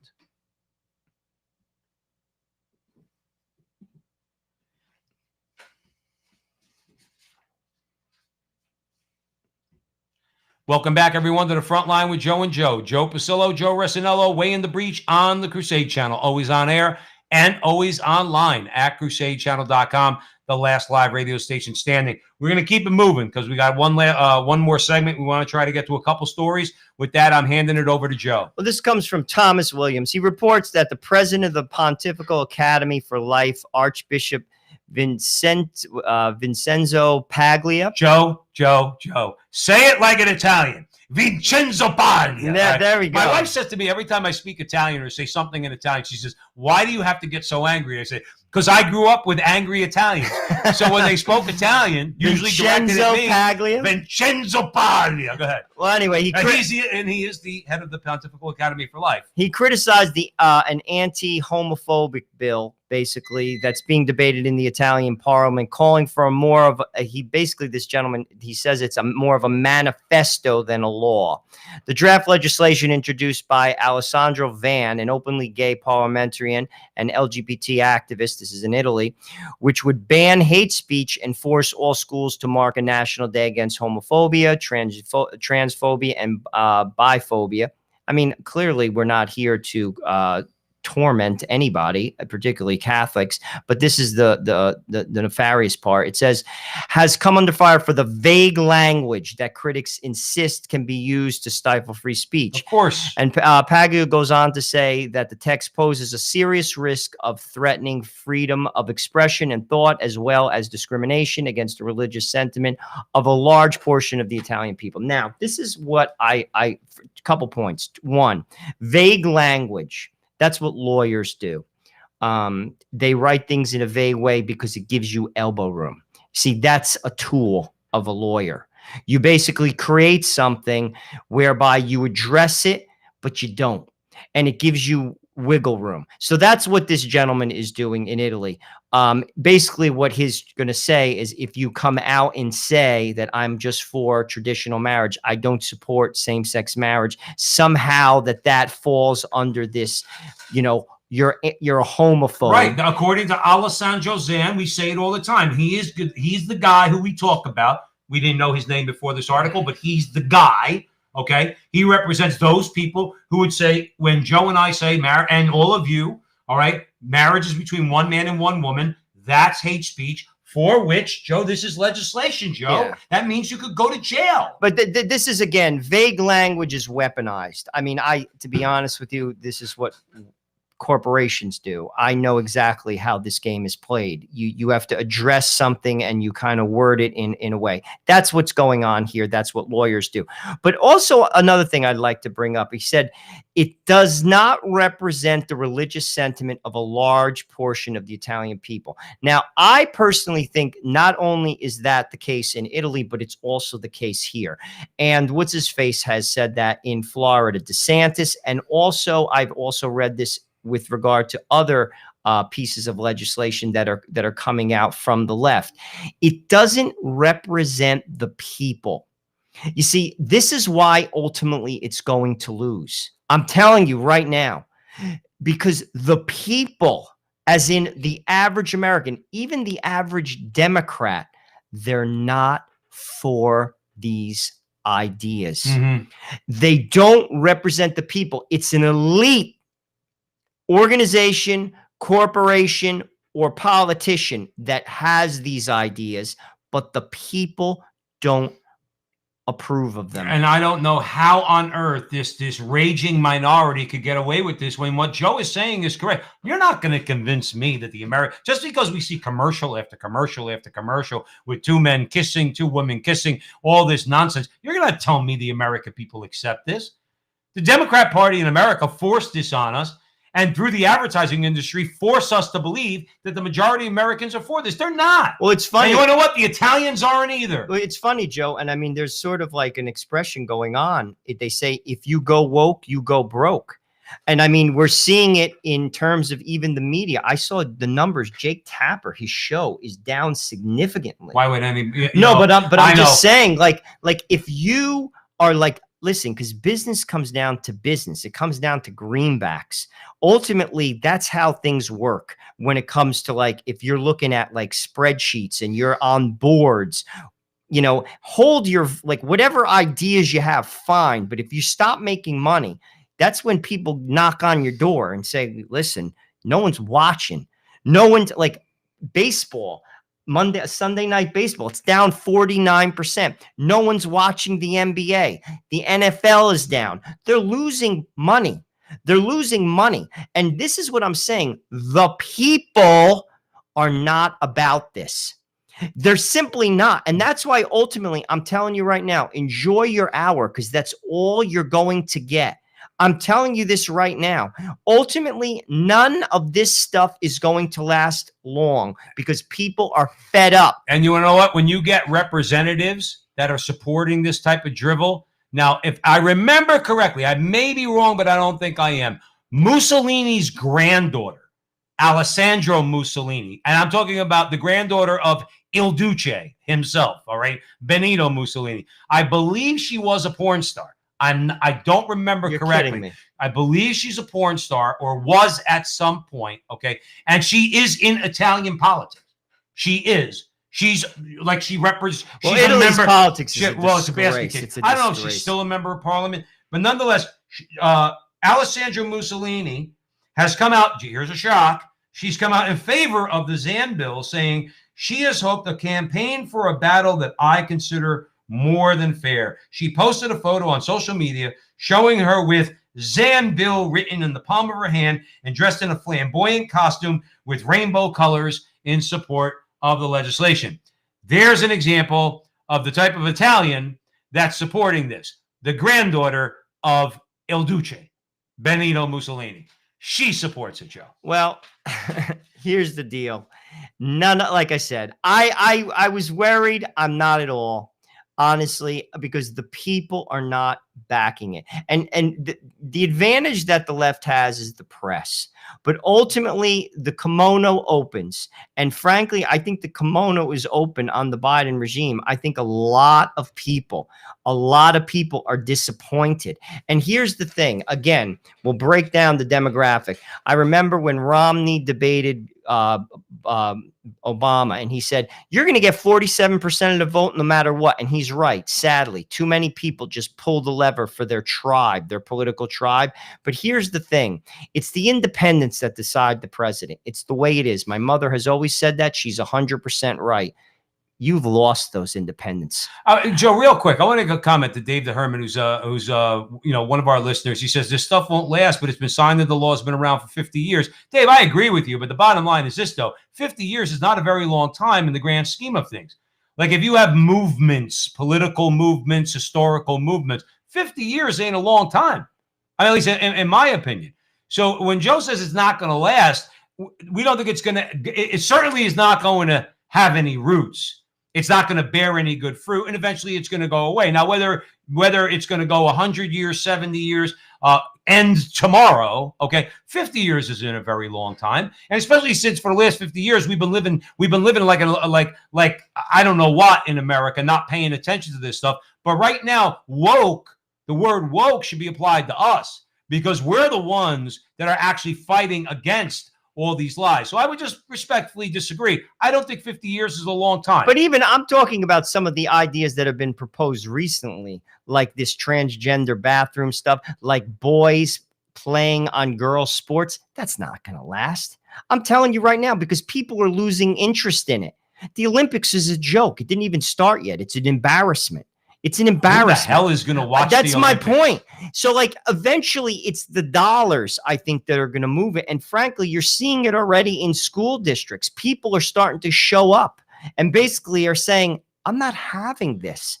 I'm not having it. Let's perfect segue into our next story. We have a little bit of time. We want to try to get to as many conversations as we can. All right, perfect segue. Joe said people are not having this. Okay, so he's talking about transgenderism. But also on the other side, when you're talking about abortion, Joe, let's go to Iowa. Well, basically, Raymond Wolf of LifeSite basically said that the Iowa Supreme Court ruled that the state can ban abortion providers like Planned Parenthood from taxpayer-funded sexual education programs. It was a 6-1 decision, by the way, too. The High Court ruled in favor of legislation passed by the Iowa lawmakers and signed by Governor Kim Reynolds. She's a Republican in Iowa. And the law is was it 766, House File 766. It includes sections that block abortion providers from receiving federal grant money through 2 sexual educations and teen pregnancy prevention programs. Stop right there. That's a euphemism for Planned Parenthood marketing scheme in the public schools to young girls. Well, I mean, they're educational about it. They're trying to build a future customer base. Well, but not just that. I mean, here's the thing. It comes down to this. Whether you're Catholic or not, whether you're religious or not, whether you're a conservative or not, you're the parent, and they're getting in between you and your kid. That's a fact.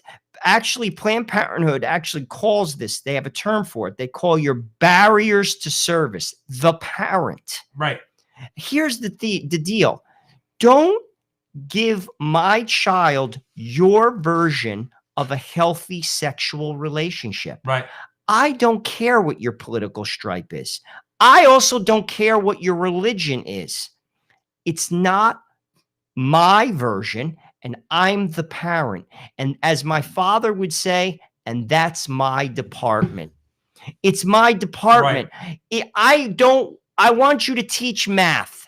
If you teach math, teach math. Right. Here's another thing. If I was an administrator in a school, irregardless of what I believe, politically speaking, if this would be my message to my teachers, if I was a principal, if your students know your political affiliation, you failed them.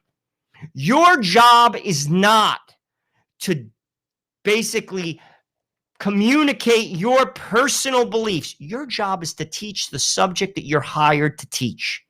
That's it. Even if it's civics, teach civics, facts. It's not your job to project your ideas. And I would say that very clearly, whether you're a conservative or you're a liberal. What I really like about this situation that we're talking about in Iowa here on the Crusade channel, always on air and always online at crusadechannel.com. I really like this opinion by Justice Dana Oxley. Now, here's what I mean. Unlike our Supreme Court that tries to find some kind of conciliatory language, they almost, it's like Kavanaugh. Like Kavanaugh nauseatingly apologized for when he wrote an opinion and concurred with the majority in a case that dealt a blow to the LGBT crowd, okay? Which is disgusting. Don't apologize to them. They don't apologize to you. In this particular case, Justice Oxley, she noted that there were 3 different, now this is an assertion, not a defense, what Joe and I say all the time. This is when you go on offense. You're not defending anything. You go on offense against, in this case, Planned Parenthood, okay?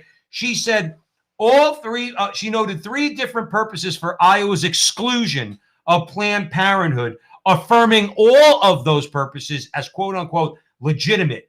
The state, she said, presented 3 different purposes for the law: to express its preference for childbirth over abortion, yay; to ensure that its state-sponsored sexual education message is not delivered by entities that derive significant revenue from abortion-related activities, yay; and to avoid indirectly subsidizing abortion providers. Do you understand the language there, Joe? It's going on the offensive. Telling Planned Parenthood, no. Now, you can call them educational programs all you want. What they are is a marketing scheme for you to get to our girls in particular. The answer is no, you're not getting a dime. You're inferior and you're disgusting and your evil agenda is not allowed here. And not only that, we are going to teach them that childbirth is preferable to abortion. We're going to promote that. We're going to promote messages like that. And Planned Parenthood and their allies can't stand it. But again, it's not their business. And frankly, this is where the public school has just gone off the rail.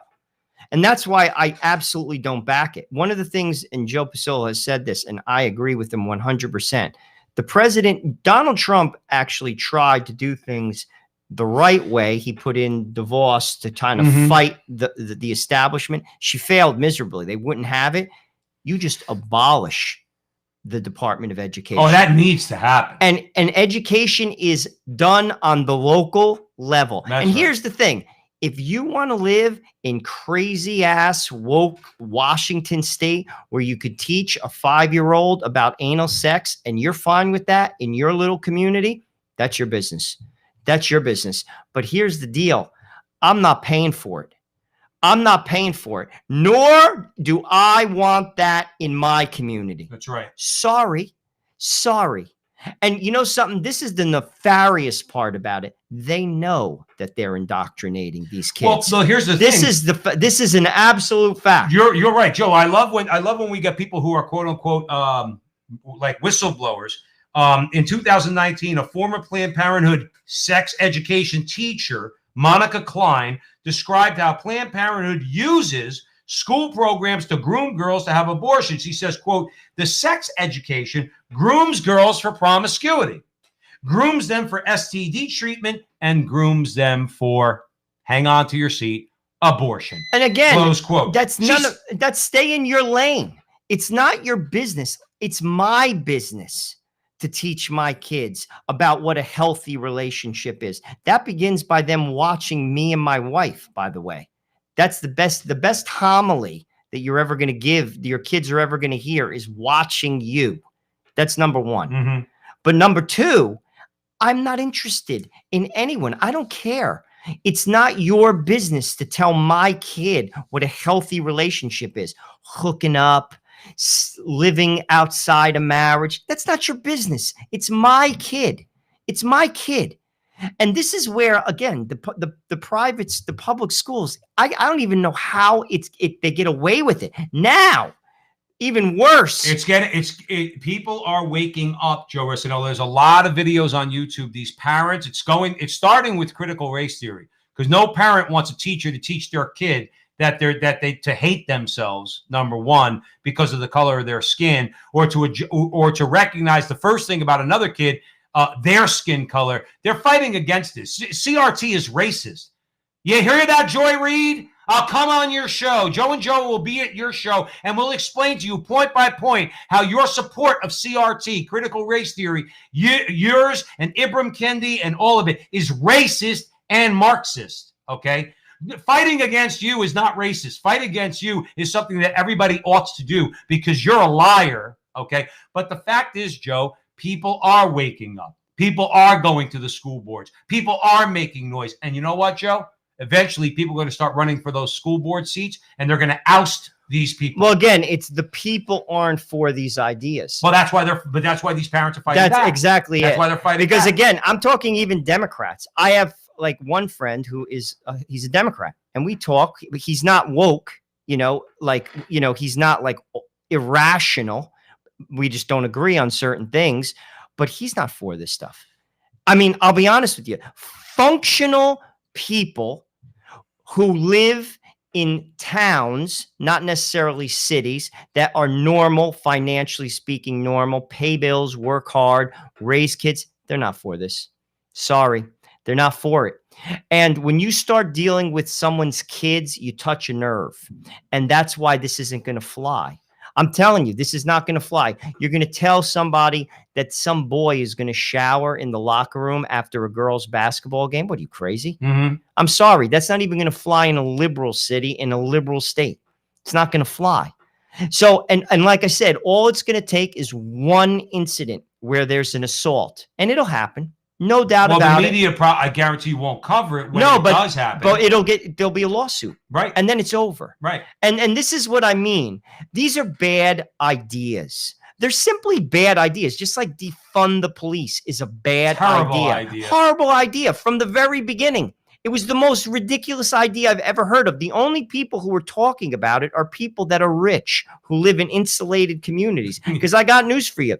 People who live in rough communities, like Newark or Camden, they want police. So is it? Oh, Maxine Waters doesn't live in South Central. Oh, please. All right, let's be clear about it. She's not near the bullets. Her constituents are, but she's not near the bullets.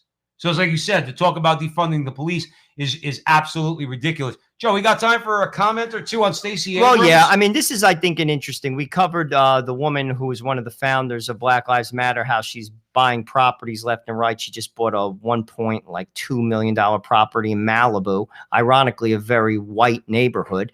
But so the black lesbian communist is in a lily white neighborhood But in Malibu in I a digress. $1.2 million mansion. But now we have Stacey Abrams, who now owns 2 homes in Georgia worth $1.4 million, despite being in massive debt after a failed 2018 gubernatorial run.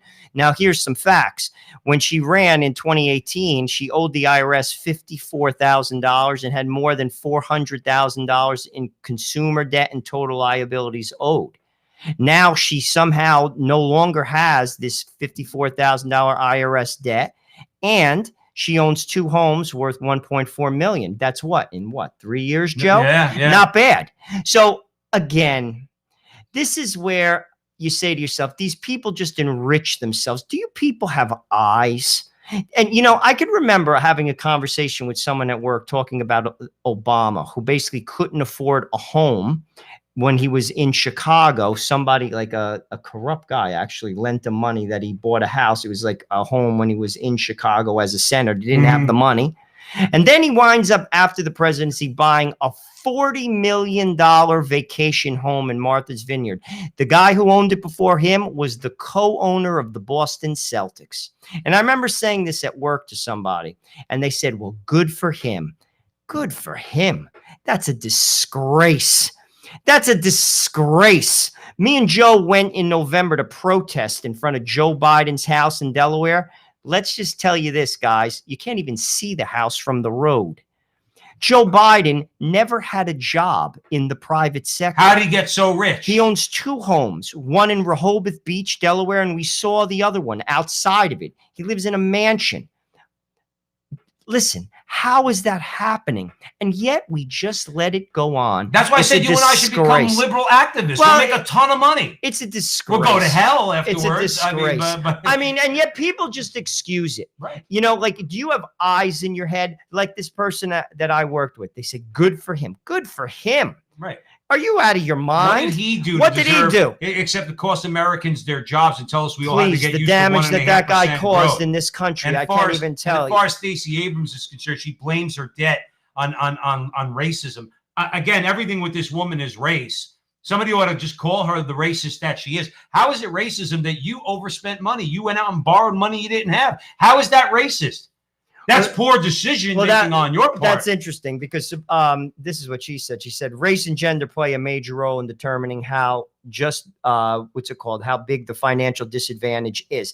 You know, listen, I know plenty of people who are Black, who are Hispanic, who did just fine in life. It's about decisions. It's about taking responsibility. How do you she had $400,000 worth of consumer debt?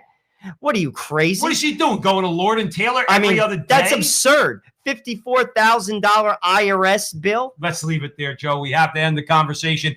Thank you all for joining us here at the Frontline with Joe and Joe Pasillo and Joe Resinello. Proud to be in the breach on the Crusade channel, always on air and always online at crusadechannel.com, the last live radio station standing. Remember, go to crusadechannel.com, hit listen free, and you get all the station's content. And we know that you're going to want to be a subscriber to Mike Church, Rick Barrett, Kennedy Hall, Dave Simpson, and others on there. Brother Andre Marie, the King Dude himself, Mike Church, got a Frontline with Joe and Joe, got a great line up there. So please go to Crusade Channel and subscribe. Do the trial subscription. We know you're going to want to subscribe. Follow Joe and I anywhere you see us on social media. Like, subscribe, share, hit the little bell, do all that fun stuff. Patreon.com is there if you want to support us financially. Patreon.com/The Frontline with Joe and Joe. And remember, until the next time, that our conversation is your conversation, and that conversation